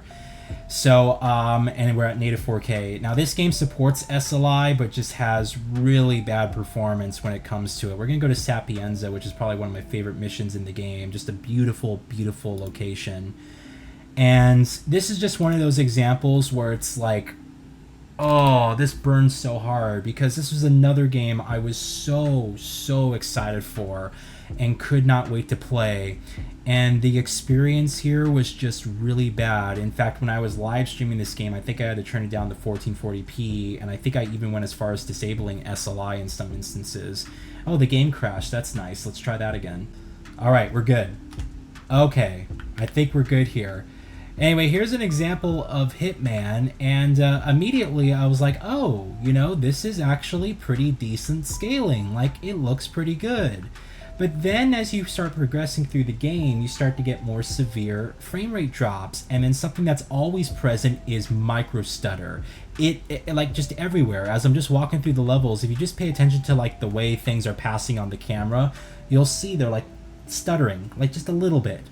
and it's like never smooth motion whatsoever. Now this game also supports DX12. It was actually updated with the game, but unfortunately with DX12 it actually gets worse performance. It doesn't make it better at all. So that's why I opt for DirectX 11 here, but even then it's not really great scaling. Yeah, right now it's like the frame rate says it's buttery smooth, but you look at me, just turning the camera here, and you're like, oh, it's not smooth at all. There's something going on. Why is the frame rate counter saying it's 16.6 milliseconds perfectly smooth frame times, yet it doesn't look like that? And again, it has to do with SLI.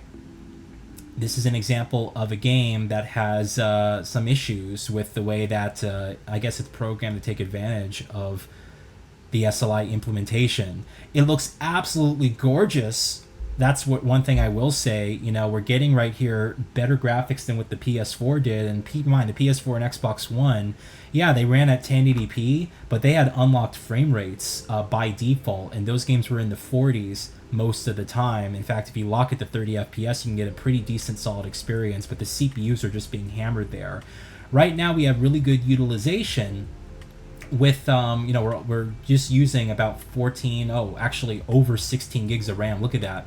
This is an example of a game that would actually leverage over the 16 gigabytes of RAM that I was originally going to put in this computer. When I went with 32 gigabytes instead. Here's an example of a game that is actually utilizing that extra RAM pool. And I don't have a browser open or anything else open in the background. I have Steam open. That's about it. But we're still at 18.5 gigabytes of RAM with just really stuttery, performance and motion. It's really kind of unfortunate, and it's just everywhere with the game. I'm also seeing some screen tearing as well, despite the frame time counter saying it's absolutely smooth and absolutely perfect. There's just really nothing you can do, and the sad part is that if I lower this to 1440p, this is an example, once again, of nothing you can do because you still get the micro stutter. Right now, the problem is not the performance and even the utilization of the GPUs. We're in the 90% range for both cards. That is excellent utilization. And yet, the implementation of SLI here is really smooth. Look at the bars as I'm walking down the street. You can kind of see them. They're like, just stuttery. Despite the frame rate being a perfectly solid 60 FPS, the game is claiming. Micro stutter is one of those things, once you see it, you can't unsee it. It's just everywhere. It's kind of like a shader compilation, although it's actually worse because it's constantly stuttering. At least shader compilation goes away after a while. This does not go away. This is permanent. Oh, God. Such a shame, man. Anyway, I just wanted to show that as an example of here's another game, really nice scaling, supports SLI, but not smoothly. You do not want to play the game like this. Alright, so next up is probably the game that many of you have been waiting for, arguably the game I built the entire computer for.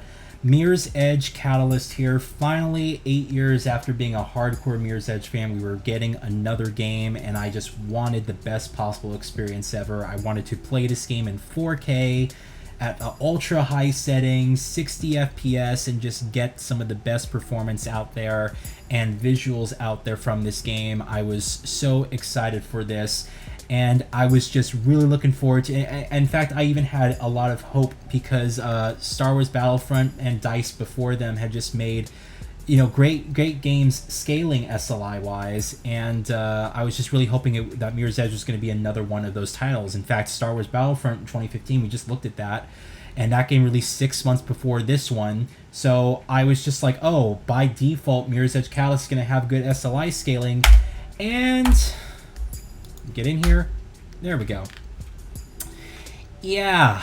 Well, we're almost there, right? Look at the utilization. We're in the high 90s there. But, you're probably noticing it's not smooth. And it's not because of the frame rate here. It just gets worse and worse and worse. You have micro stutter, unfortunately, coupled with this experience. So that even though it's saying it's 50 FPS, it's a really stuttery 50 FPS. One thing you guys also might notice is that reflections look slightly different. Now I'm running this just for reference here. We'll take a look at the settings. We have native 4K, all right? Here's the resolution scale slider, and here's all the settings. We're at ultra settings. I'm not on hyper because hyper requires a GTX 1080, and by the way, when I played this initially, I had my 1080 and I had my ultra wide camera. But this is basically the highest the game will, or one of the highest the game will go when you have a 6GB GPU. And yeah, you look at this and it leaves a lot to be desired. This is not a smooth experience whatsoever. This gutted me when I played it initially. And you're probably also, I want you to pay attention to the reflections, because this is a really important thing. Mirror's Edge Catalyst is a very different game compared to something like Star Wars Battlefront and even Battlefield 1 after it, because this game has an always-on temporal anti-aliasing method you cannot disable. There is no anti-aliasing settings in the game because the game always has TAA. And if you look at the reflections, you'll probably notice that on this version of the game, it's really grainy. I mean, just look under the grates right there, the fence poles, whatever you want to call them. Look, there's a lot of breakup in the reflections. It's really grainy. And yet I go to my settings here, and reflection quality is at ultra, which shouldn't have this problem. Yeah, I can turn up the reflections higher to hyper, but it doesn't fix the problem. And this isn't an issue with the resolution of shadows, it's actually an issue with the way that SLI handles, as I said before, temporal anti-aliasing, which does not scale well or does not utilize SLI in a proper way. And so actually what you're seeing here is that none of the reflections have any temporal reconstruction on them. They're all aliased, all of them. And so as you're walking around the world, I mean, just look how ugly that is. You know, you get like this really type of just particle breakup. It kind of looks like a ray traced reflection, like a low res ray traced reflection implementation. You know, that there's just there's no ray reconstruction at all. It's just kind of like, oh, it's just breaking up and falling apart. It's funny because a lot of games kind of look like that by default today, but that's not the way that this game looks. So I'm like, okay, you know, this kind of sucks. Obviously, performance is not where we want with this game. Let's quit. I want to show you something, actually. Let's quit. We'll quit the game. We'll go back to the desktop because this is an important thing I want to showcase here. This game does not actually support or SLI scaling at all. If we go into the NVIDIA control panel here and give it a sec as it's loading up in the background. I don't have control over my mouse. There we go. Go into the program settings and let's find Mirror's Edge Catalyst. There it is, Mirror's Edge Catalyst. We scroll down here. This is what it's doing. Force alternate frame rendering 1. Now, what does this mean? Well, by the way, here's the way it works. Usually games come with coded SLI support, but you can go into the control panel here and force alternate frame rendering, which means it renders one frame on one card and another frame on the other card, and it's like a seesaw. It goes back and forth, rendering each frame between both cards for SLI scaling. This does not work well. It is a way of forcing the game to utilize an architecture that it is not programmed for and it is not familiar with. And the developers, by default, utilize this method. In fact, if I select here, use the global setting, which is the NVIDIA recommended option here, and I click apply, it goes back to force alternate frame rendering 1. So DICE went in here and they said, well, you know, previously our game supported SLI. It's just part of our pipeline, so why don't we just go ahead and force the alternate frame rendering method? That way you do get SLI support. And, you know, listen, I'm connected with a lot of people from DICE on LinkedIn, and I remember posting when I was a lot younger, oh, I hope that Mirror's Edge Catalyst supports SLI. I'm not saying anything, but I'm wondering if some DICE devs saw that and the game natively did not support it doesn't natively support SLI, but someone went in here and just selected this option as a good recommended experience. It is not. It causes all the reflections to break up. It causes a lot of micro stutter. This game, unfortunately, does not natively support SLI. And so what I do is I go in here and I select single GPU, which disables SLI and forces the game to use only one card. And you're going to see visually that it is a much more coherent and consistent image. And also the motion and the smoothness of the game is back. But now you look at the reflections and it's like, oh, it looks really smooth now. Yeah, we're at 40 FPS here, so it's not really, the way you want to play the game. This is a game I'd go down to 1440p for. But let's go back over here. Look at that. All of that breakup in the reflections is no longer visible. You don't see any of that stuff in any of the reflections here because SLI is disabled. They look like really smooth, high quality reflections. And it's just one of those things that's kind of unfortunate. Now, obviously, you have one card here, and this is still native 4K. We're in the mid-30s right here, but even then, notice how it's still a lot smoother than the 50 FPS that we were getting with SLI and all of that breakup and stuff like that. I mean, look at that. There's some ghosting in the reflections, probably caused by the motion blur as well, but it's not distracting. You don't notice severe breakup at all. So I go into the options here with this game, and I keep it at 4K, but we turn down the resolution slider to 70%, which renders at just above 1440p native. I think it's 1512p or something like that. And I'll give it a sec here, but you can see it's a lot smoother. There's probably some more adjustments I need to make as well. I just have everything on ultra, so I'd probably start off, like if I was playing this on my system, I'd probably start off by turning post-processing to medium and effects on high. I noticed those on DICE Frostbite games seem to be really, power-hungry graphics options. Whoa, some flashing there. Anyway, much smoother experience. And this is a little bit higher than 1440p. Keep in mind that this was 900p on the PS4 with like medium settings. In fact, when I capture a lot of my Mirror's Edge videos, this is generally the graphics that I have it set at. And the performance is okay. I'm still getting some slight dips, but I wonder if that's just because I changed some graphics mid-game. I probably would want to restart the game after I did all that, and maybe even restart my computer. But the point that I'm trying to make here is that it's a lot smoother. And the reflection quality is, you actually have aliased reflections or anti-aliased reflections. It works properly and looks as it should. And you can imagine my disappointment as someone who built this computer for Mirror's Edge Catalyst, or that was one of the games I built it for. And the fact that the scaling was so poor on these cards, or on SLI, and you'd have to basically screw with the game, or I guess disable SLI to even just get a decent performance. And now that's $750 I just spent completely being underutilized right now. My other GPU is just sitting there. 5% utilization, it's barely doing anything. Yeah, it's not super smooth right now either. It could also be because I'm duplicating the desktop as well. That's probably a bit of what it is. I'm also noticing that the capture is a little bit broken on the bottom there, but you can still kind of see my point. Sorry about that. All right, everyone, so we saw the good, we saw the bad, now we're getting into the ugly. Control is one of my favorite games of the last generation. It was the poster child for the RTX 20 series and really the ray tracing effects that it brought to the table. And it utilizes Remedy's Northlight engine. Now, this game does not support SLI at all.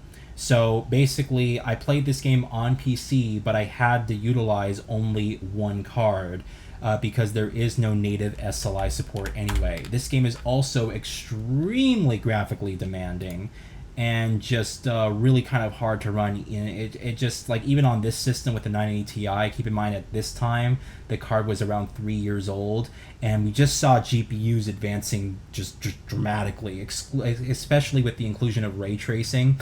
I mean, essentially Control is basically a next generation game coming out in 2018. This is a game that feels right at home on the PS5 and Series X, yet we were getting it on the PS4 and Xbox One. So it's kind of interesting here. Now, I have 4K selected as far as the main resolution goes, and all the HUD elements you're seeing are in 4K, but it's rendering the game at 1080p. This is also the DirectX 11 version, which actually runs a lot smoother on my system. DX12 only seemed to run smoothly on AMD-based systems, which is what I kind of found in my experience. And as you can see here, I mean, as far as graphical detail goes, you know, we're pretty decent settings here. We have some high and medium settings. Keep in mind, the consoles were like lower than low. I think that Control's low preset on PC is still technically higher than what the PS4 and Xbox One offered. But even those games on the Xbox One X, that was running at 1440p with like the same graphical detail, and it was 30 FPS with dips, pretty regular dips into the 20s. So you're going to see here, let's go ahead and just continue. I have no idea where I am, but I guess we'll load up here and see. All right, Control here. We have, again, native 1080p rendering being upscaled to 4K through Remedy's, technique. We only have one card in use in the GTX 980 Ti, I couldn't speak there, is at 90% utilization, 5 gigs of VRAM, 11 gigs about of actual system memory. And, it's decently smooth for the most part. I mean, keep in mind, this is running at 60 FPS, much better than what the consoles were getting. Oh, God. I have not played this game in a little bit. Hold on.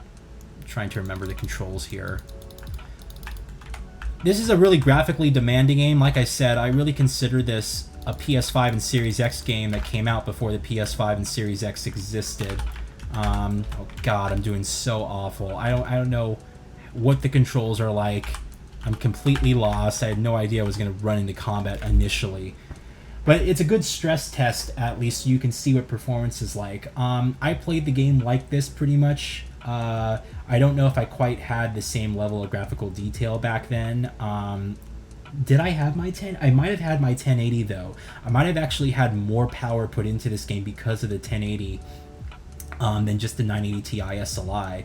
So I think around this time, it's like, okay, I wouldn't have actually had this type of issue with the games on PC because I still had my 1080. I had not gotten rid of it yet. So you can see initially, it's like, how frustrating is that after you build the computer, 3 years later, already the technology and the implementation of the architecture is dead. No one's making games with SLI support, or very few are. And this is a big one that could have actually utilized the power of that GPU. I'm doing so awful here. These guys are fucking... Oh my God. These guys are completely destroying me. Well, I apologize for that. I had no idea it was going to throw me into a combat experience, and I completely forgot what the controls are. But I still really love the game, and ultimately I was able to enjoy this game on PC. I just wish that my presentation was better. I did play this game on the Xbox One X as well, and it does a decent enough job for a game like this. It's still 30 FPS, and this game really comes alive at 60 FPS because of the fast-paced combat and stuff with the game. I just want to fucking destroy these guys. Like, for God's sakes, I just can't get a shot on any of these fucks. Oh my God. Okay, fine. I clearly completely forgotten how to play the game. Okay. Anyway, that's a look at Control. Not a great experience. Alright, next up we have Star Wars Jedi Fallen Order. This is another game that I really considered a PS5 and Xbox Series X game that just came out on the PS4 and Xbox One. Now, one thing you'll notice is if you look in the top left corner, SLI scaling. Wow, I was so shocked when I saw this because, again, this was 2019, I think it was, the end of 2019, and it was like, wait, they're still supporting SLI. I was like just completely taken aback by this. However, Oh my god, it's like a really broken implementation of it. First of all, this game has problems on PC besides just the fact that the SLI scaling is not really that great. The whole game kind of just runs a bit slow. Like, the pacing of it is just off. It's a really weird thing where it's like, it feels to me that almost a portion of, like it's off by like a second or something. Like, the game almost runs at a slower pace or a slower motion than honestly the normal speed of the game. But you know, this is native 4K that you're seeing here, and this is medium settings, which is as low as the game goes on PC. I think that this is another game where even the low settings on PC looked better than the settings on console. And we're here on, I forgot what planet it is. It's the Wookiee planet, which is one of the most graphically demanding areas of the game. But let's go into the settings here and let's just take a look, because this game's kind of really hard to optimize. So native 4K here. Now, dynamic resolution scaling is a bit broken when it comes to SLI. It does not work very well. You're seeing basically, oh, it hits 60 FPS, but now the micro stutter is back. And the game has some really bad slowdowns and stuff later on in it. My god, it's just... I don't know if you guys can see it, but it just feels to me like the game's running much slower than it should. Like, a lot slower in terms of like the animation and the speed of everything.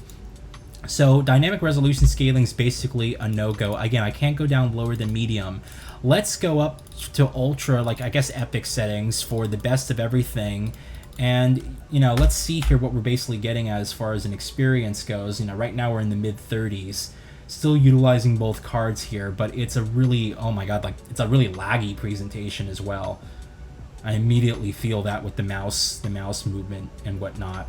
It's just not a really good implementation of SLI, and it's unfortunate because I saw this and I was like, oh, I can't believe they're supporting SLI.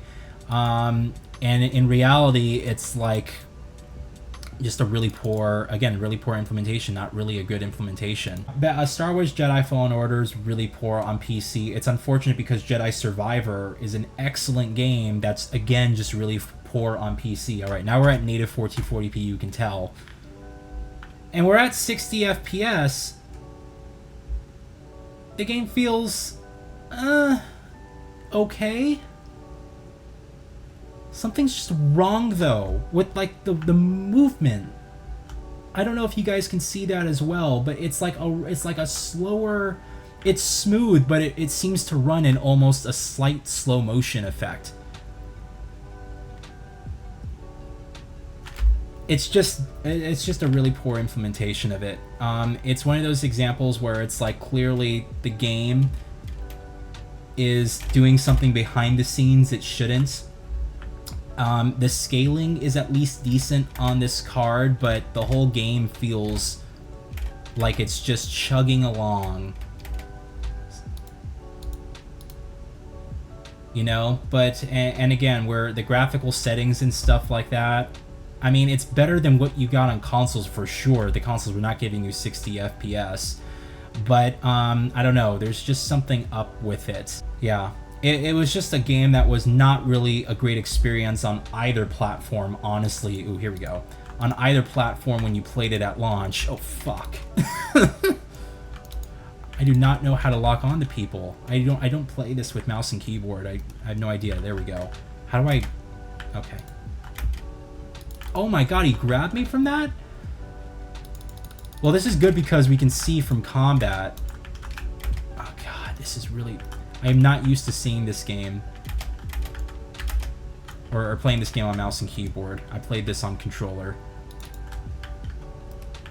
I do not even know how to dodge. There we go. See if I can get this guy at least. Got my dual lightsabers out. Fuck, I can't see anything, man. I'm getting completely destroyed. It's a good game. It's a shame because, like, this is everything I wanted from a modern Star Wars game, and it's just like a technical mess. There we go. Here we go. Oh, I'm having a BD hack him. Okay. Works for me, man. Anyway, yeah, that's a look at Star Wars Jedi Fallen Order, a good game that's just a tech. Oh my god, you see that too? Oh, it leaves such a sour impression in your mouth. Just seeing stutters like that, and look, for no reason whatsoever. We were just in the 30s there, for no reason whatsoever. Was it the fog effects? Nope. It was just a loading hiccup or something with the SLI scaling. I just remember playing the game and I was like, oh, this is such a good game that just has really choppy motion and just does not feel good. And I actually forced it to use a single card like I just showed you with Mirror's Edge Catalyst earlier. It's basically how you'd want to play the game. I can't even let go of this damn pole. There we go. Yeah, kind of a shame there. It's a bit weird. Alright, so for our last game we'll be checking out today, it is Doom Eternal. Why Doom Eternal? Because this was probably one of the last games I played on this computer as it released in early 2020, right before the PS5 and Series X came out. And I did purchase it on PC and played my first time through the PC build. And one thing you'll notice immediately is that this game always runs with Vulkan, so that by default does not support SLI, which is kind of unfortunate because Doom 2016 with OpenGL does and had really good scaling.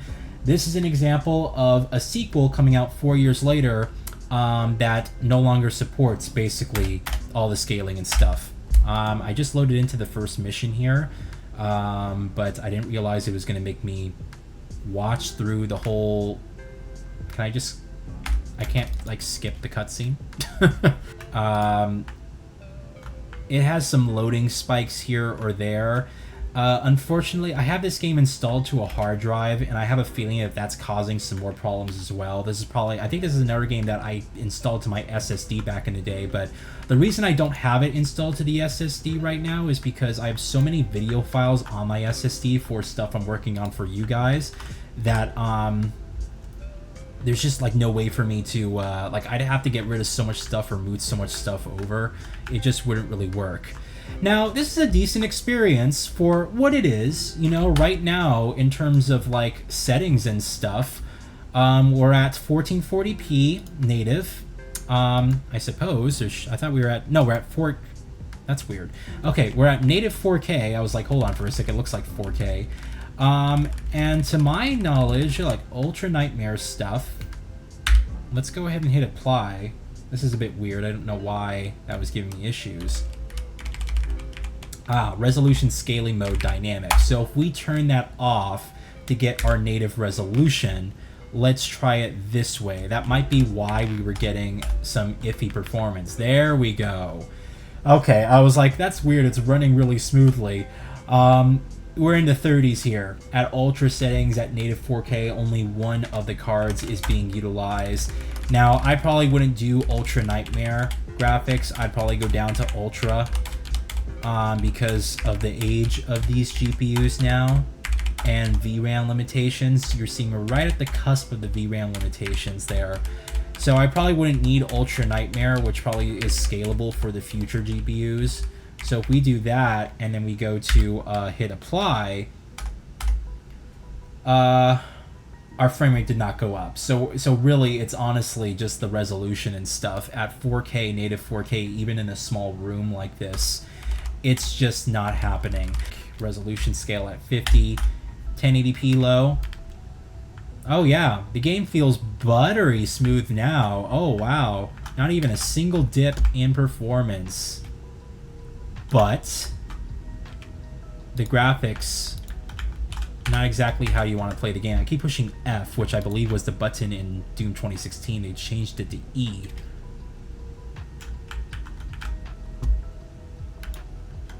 So, you know, we got native 1080p here with basically being upscaled to 4K.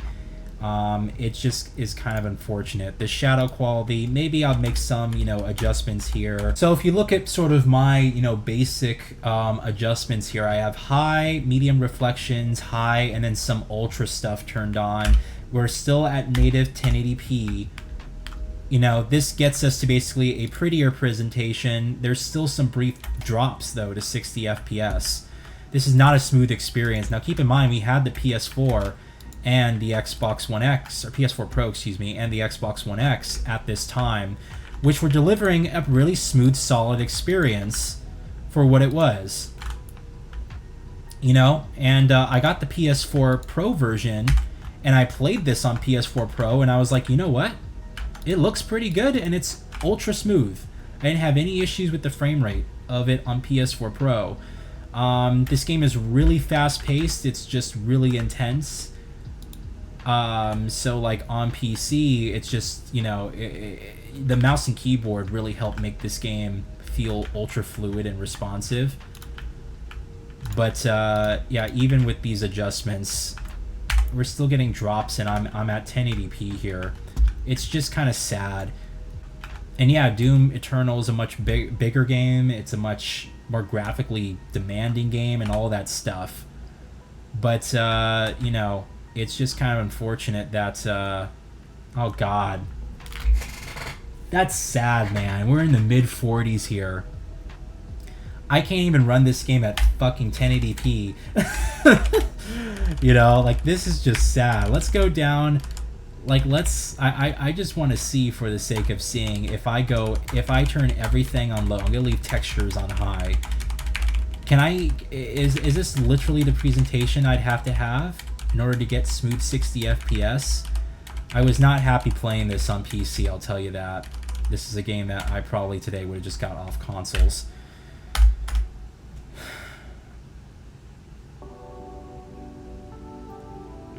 Not even at 1080p at all low settings can I hit 60 FPS with one card. This is just sad.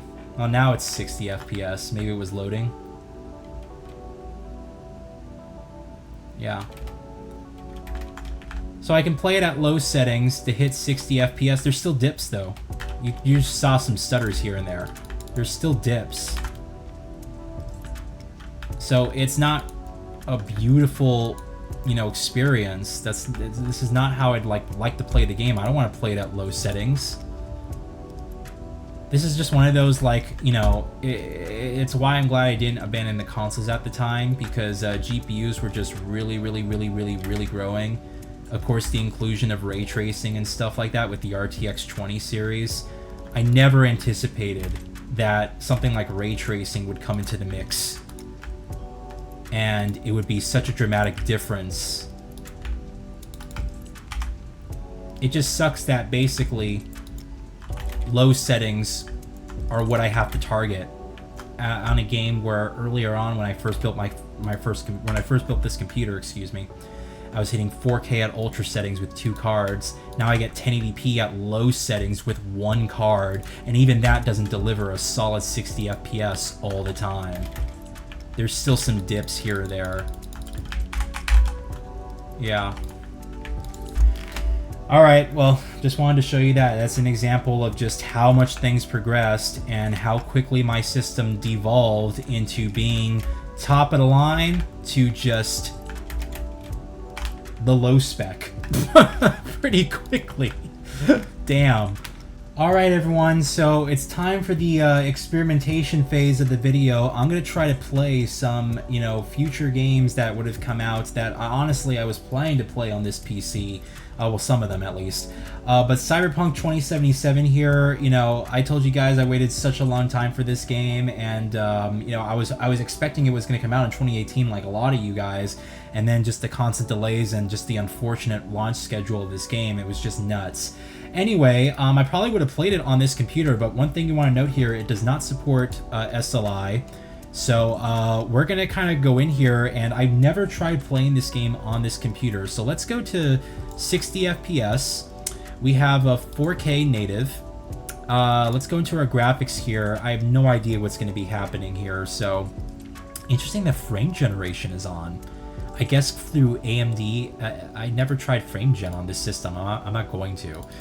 Let's turn everything down. Like, I want to just see if it can run it. So I want to see if we can absolutely disable everything at its lowest possible adjustment. Everything's down. All right, here we are in Cyberpunk 2077, and colored me impressed. We're just at 30 FPS. I was expecting this to be in the 20s. We're just at 30 FPS here. Oh, there we go. Now we're into the 20s. The lowest it could possibly go, but hey, we're at native 4K here. Obviously, you'd not want to play the game like this. Let's see what happens. Let's go down to like 1080p. In fact, isn't there a resolution slider? I thought there was. All right, I turned off FSR and 4K and I went down to native 1080p, and now we are at 60 FPS at everything low settings. So this is probably what I would have probably done if I was playing this on PC. Which would have matched at least the PS4 implementation. In fact, I think low settings is higher than what the PS4 even operates on in the Xbox One. Let's see if we can turn up graphical detail, and let's see how much headroom we have to get the most out of this game visually at 1080p. Alright, so I have a mixture of like medium settings, some low settings. We're just still kind of, you know, we're pushing the system right now. I think it would require a little bit more optimization. We're at 98% GPU utilization at the mid-50s, so probably some things I need to turn down. But it's not looking horrible, you know? It's starting to look a little bit more like Cyberpunk, so let me see if I can go a little bit further. Alright everyone, so I went through each of the settings, and you know, I'd have to start taking away things like reflections as well as like ambient occlusion to like hit a solid 60 FPS. But I tried to optimize it as much as I can. And just to show you guys here, let's go into the settings. This is basically what I have selected here. It's high, medium, a couple of things on low, like ambient occlusion, like honestly, it's the screen space reflection quality that's kind of taking up a lot of stuff. If I disable that and then start the game, I mean, it's a solid 60 FPS, as you can see. It's absolutely beautiful. But then you start losing out on like the look of the game. So it's just one of those situations where, you know, it's probably just too much over. You know, with screen space reflections here, even at low, we're hitting 60 FPS right now. But let's actually drive into the city, because I doubt basically we're gonna be able to get retain a smooth frame rate. Like, look at that, we're already in like the 50s and stuff. By the way, to even make matters worse, this is running off a mechanical hard drive. So this is on my obviously I'd want to install this to my Samsung EVO, but this is a mechanical hard drive. This is on the Western Digital black drive. And honestly, you know, you can probably lock this to 30 FPS, and that's probably how I would play the game if I was forced to play it on this computer. But clearly, it's just, yeah, there's a bit too much there. I think as far as the presentation goes, I mean, keep in mind, this was a lot better than what we had on the PS4 and Xbox One. The PS4 was 1080p, I believe, or actually, it might have been under that. It might have been 900p, and I think it was lower than low. This still has a lot of the graininess. It's definitely a last-gen, you know, looking presentation, but it is a very playable one. I think if the game looked like this, if someone was coming from the PS4 and they played this version of the game, they probably would be like, oh yeah, it's a lot smoother, and it does look a lot better. Yeah, there's like, I wonder if it's the hard drive, the mechanical hard drive, but there's like barely any NPCs around, not a lot of traffic. Oh, we see some stuff in the distance, although I think that's just the cards. Yeah. I just wanted to see basically like if I had to optimize the game, what is the best experience I can get out of it, and ambient occlusion and screen space reflections, just not something that you want to get rid of, because it gets rid of all this, and just like the look of the game is completely changed. You know, you're starting to miss some shadows as well as reflection detail, and like that's like the core look of the game. Someone shooting over here? Yeah. Oh God.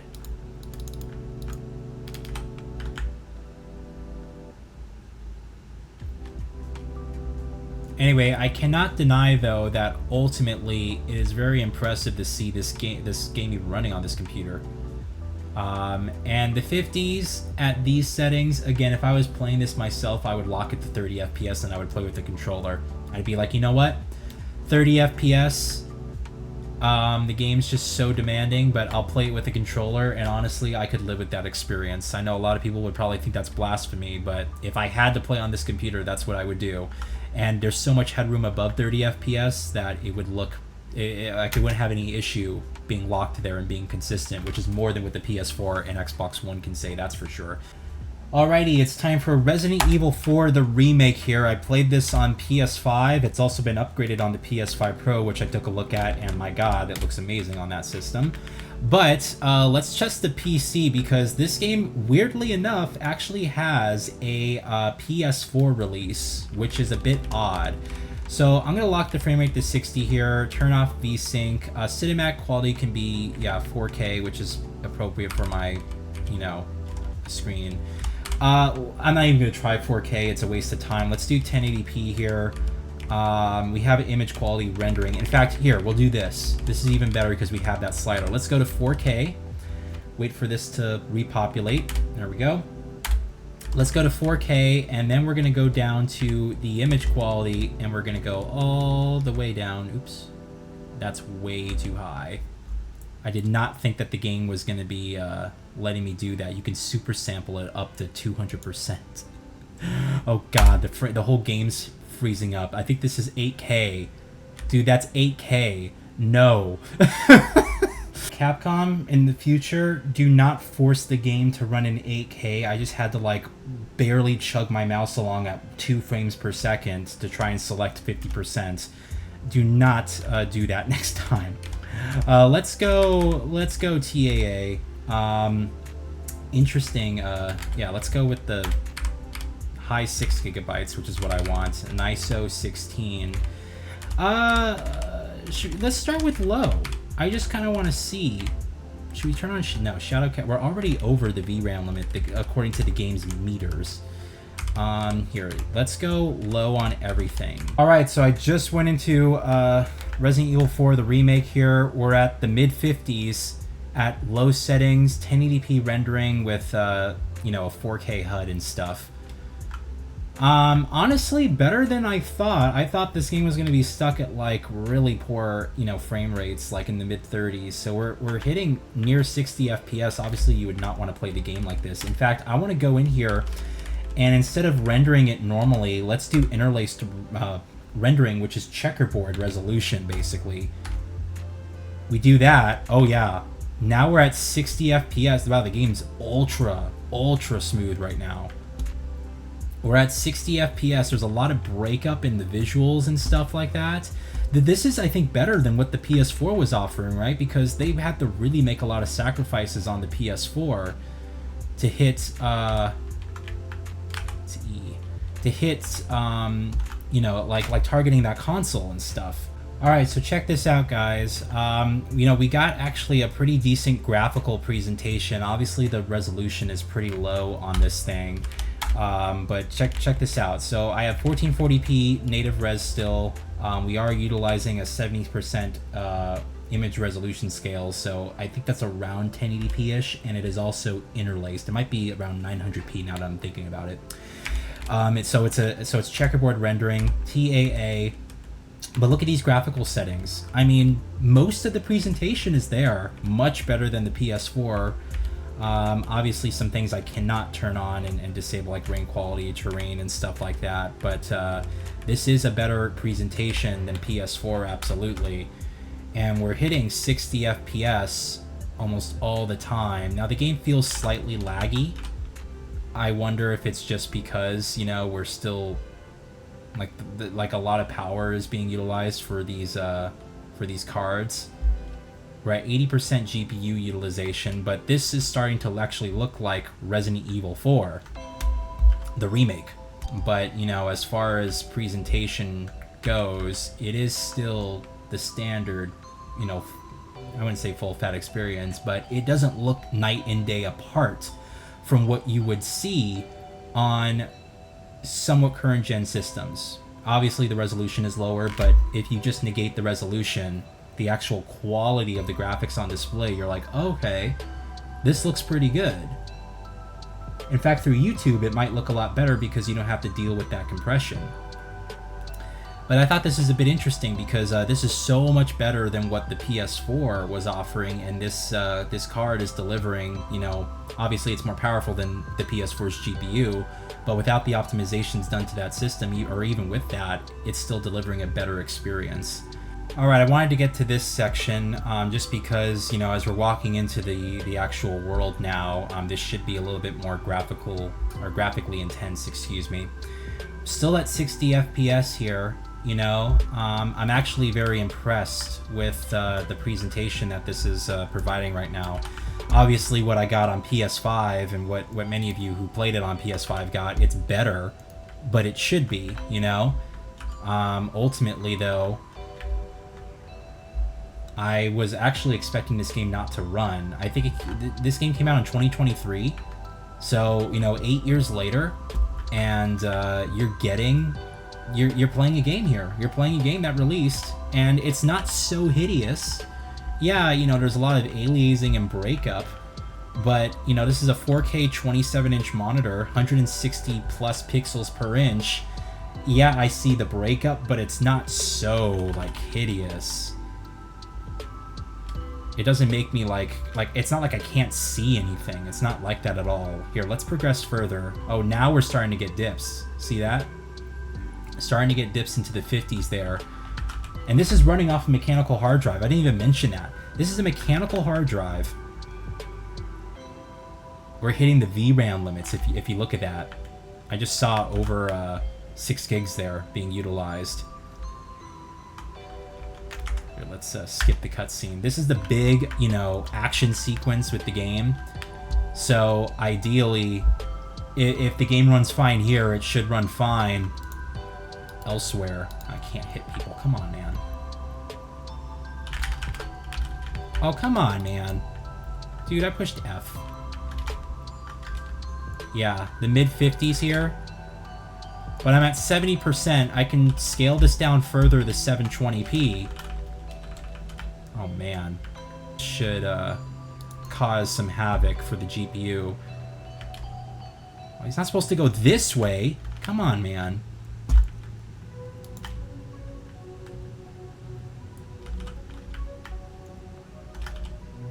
We got Red Herb. Oh God.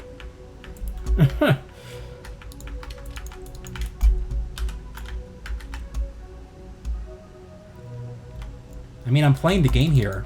Fuck. Can I climb through this? I'm not used to playing this on mouse and keyboard. Oh my God. Okay, I'm done. That's a brutal, brutal scene.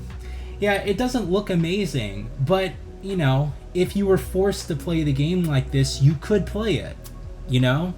You could play it. I'm just happy that the game actually runs at all, and it's running much better than the PS4 while looking better than it. Obviously, the resolution is lower, but you know, many of you would make that sacrifice as well in order to get 60 FPS. You do it all the time when you select performance mode. So, anyway, yeah, I'm actually pretty surprised and happy to see that that's running. Alright everyone, our final game here is Hell Is Us. Now, I don't even expect this game to run at all. It is an Unreal Engine 5 game utilizing some of Unreal Engine 5's features. I think Nanite, Lumen, and stuff like that is in here, although I might be wrong. At the same time, a lot of those features and software RT effects, obviously this card doesn't support and wouldn't run. It's a current gen only game. No PS4 implementation, stuff like that, and I haven't heard of one on the way, as far as I'm concerned at least. But anyway, I want to see basically how it will run.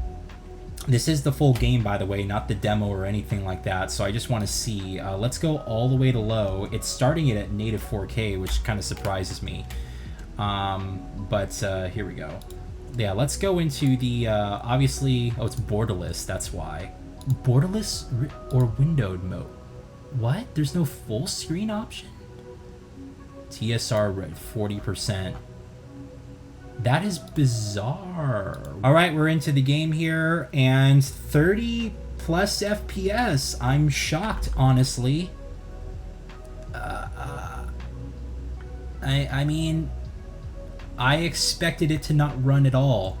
This is a 10-year-old GPU for this game, and it's running above 30 FPS. Full utilization. We have no headroom whatsoever, and I have a feeling it's because... It's honestly because we're hitting native 4K here. You know what? Let's go into the desktop here. I want to change this down to 1080p. Let's see what happens. Wow. 60, almost 60 FPS here. Now the game's actually running lower than 1080p, I believe, because it's utilizing TSR, right? So it's actually 40% of 1080p, which is really low. I don't even know what resolution that is. Hey Google, what's 40% of 1080?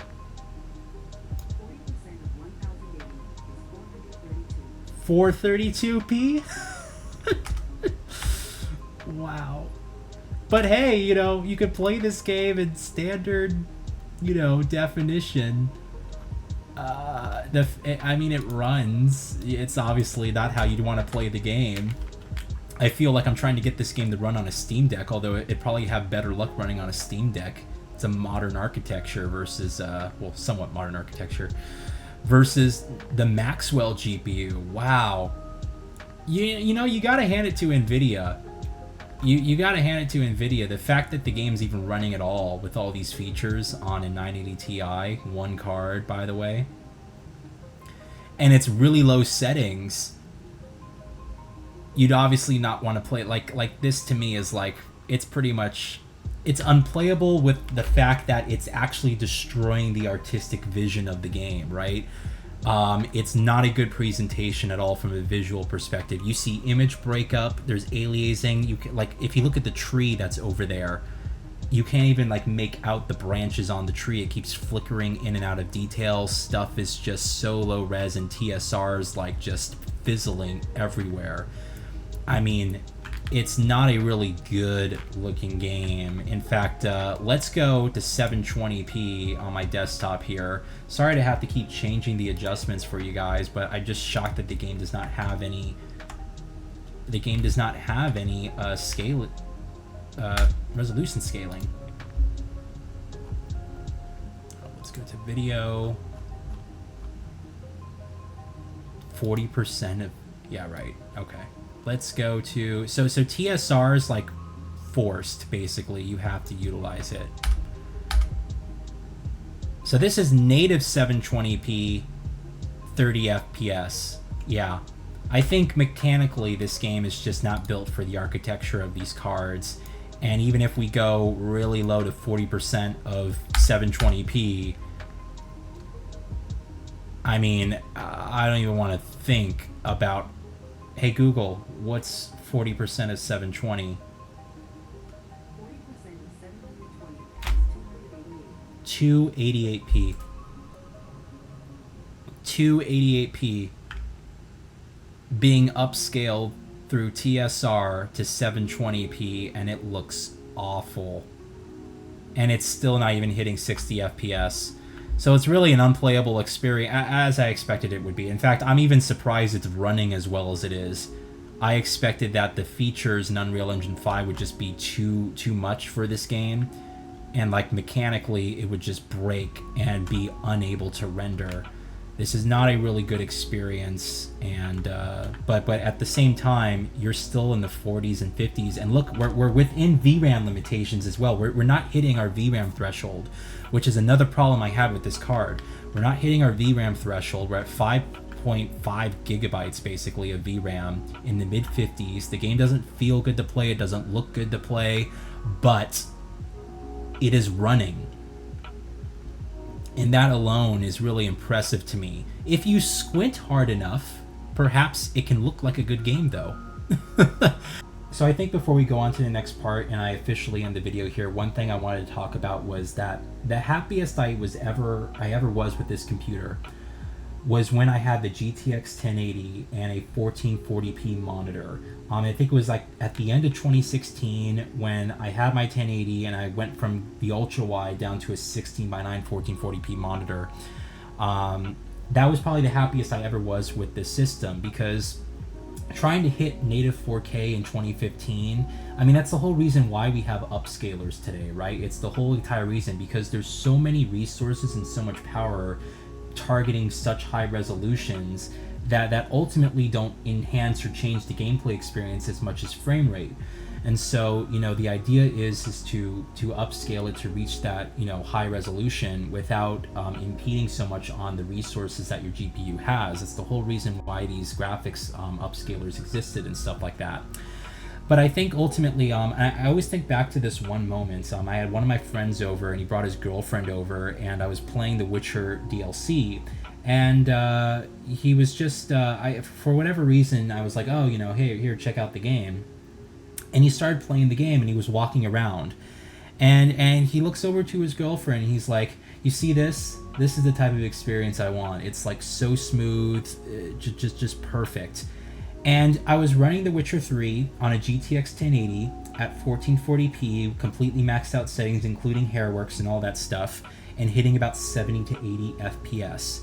And I realized in that moment that honestly, what constitutes a really great experience is just the fluidity of motion, coupled with really good graphics, and just, you know, the fact that it's good enough. Like 4K in the desktop space is really only useful if you're doing like some type of content creation, because you need that extra screen real estate. But in the gaming sphere, I mean, don't get me wrong, 4K is beautiful. It absolutely is beautiful, but it's more useful when it comes to displays and larger TVs than it is in the desktop space. 1440p is just a beautiful resolution, and you see my desktop right now. This is 150% scaling, so right now I'm scaling the desktop to actually get what is equivalent to a 1440p resolution, running with perfect 100% scaling at 27 inches. This is basically the equivalent to that. But I just recall that moment I had with my friend there, and it was just like, it just opened my eyes, because I was like, oh, you know what, this is really nice, and it's perfectly fine for everything that, like, everything I threw at the 1080 at 1440p was just perfect. Games were running super smooth, hitting the resolutions, hitting that resolution target. I was utilizing the 144 hertz, and just the fluidity, everything just felt perfect. And so I think with my next PC build, it's like I have so much less of an incentive to go all out and to go for this full fat experience. Now, don't get me wrong, I love path tracing and just all the RT effects in games today. I'm not one of those people that hates ray tracing and thinks that it should die and just stuff like that. I definitely want all the prettiness in games, but targeting a high resolution, trying to get that prettiness is just, to me, I'd much rather target a lower resolution like 1440p instead of 4K, and just scale that up, and just have better performance in games while getting that same graphical, you know, detail. And it looks sharp enough. It looks beautiful enough, especially at this screen size.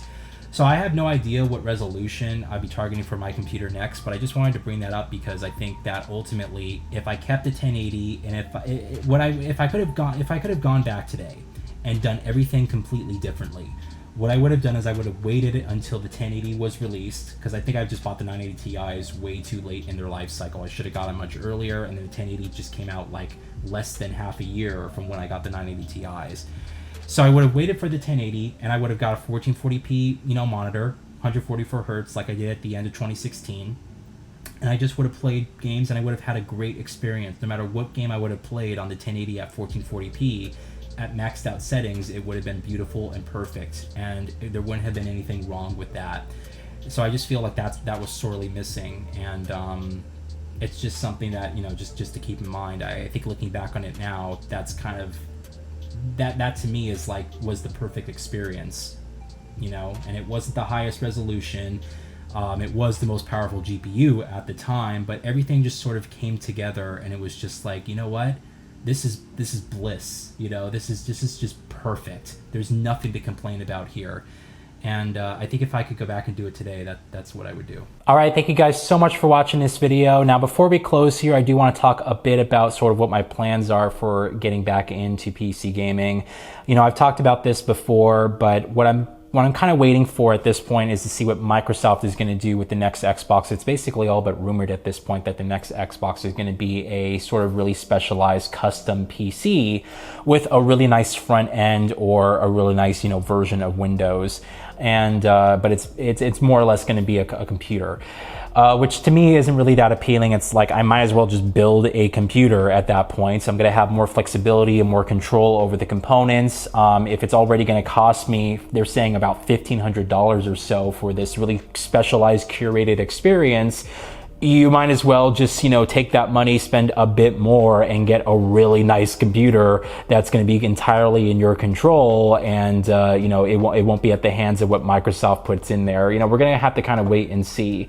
But I'm kind of waiting for that, as far as like the next PlayStation, as long as I can have a disk drive or have some type of optical, disk, even if it's like the Slim or the PS5 Pro now where you can just slot on a disk drive, I'll probably end up getting it. But I think sort of my main platform to play games on is going to be PC going forward. Working on this video, and it took me like months to kind of get myself back into the mindset to be able to do this video, because I kind of rewatched a lot of my live streams and a lot of the content that I was making on YouTube at the time. I was going through all those videos, and it just really kind of struck with me like an emotional point within me where I was like, man, I really miss doing the live streams for you guys, and I miss being able to sort of have the flexibility of having a computer that can play all these games and creating content and getting videos out much faster. I can still do everything today that I do for you guys on this system, and I have been. Every video that you guys have seen since this computer build has been rendered on this computer.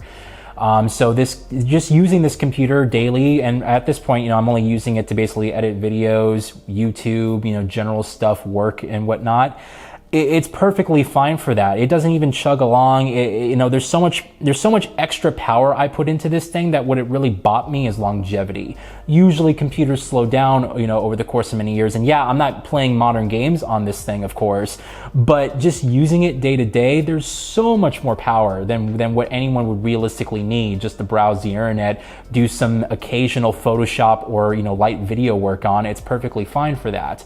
But I do miss having a computer. What I miss in particular is the live streams though. I miss being able to do like the holiday live streams, the birthday live streams, the New Year's live streams that I used to do.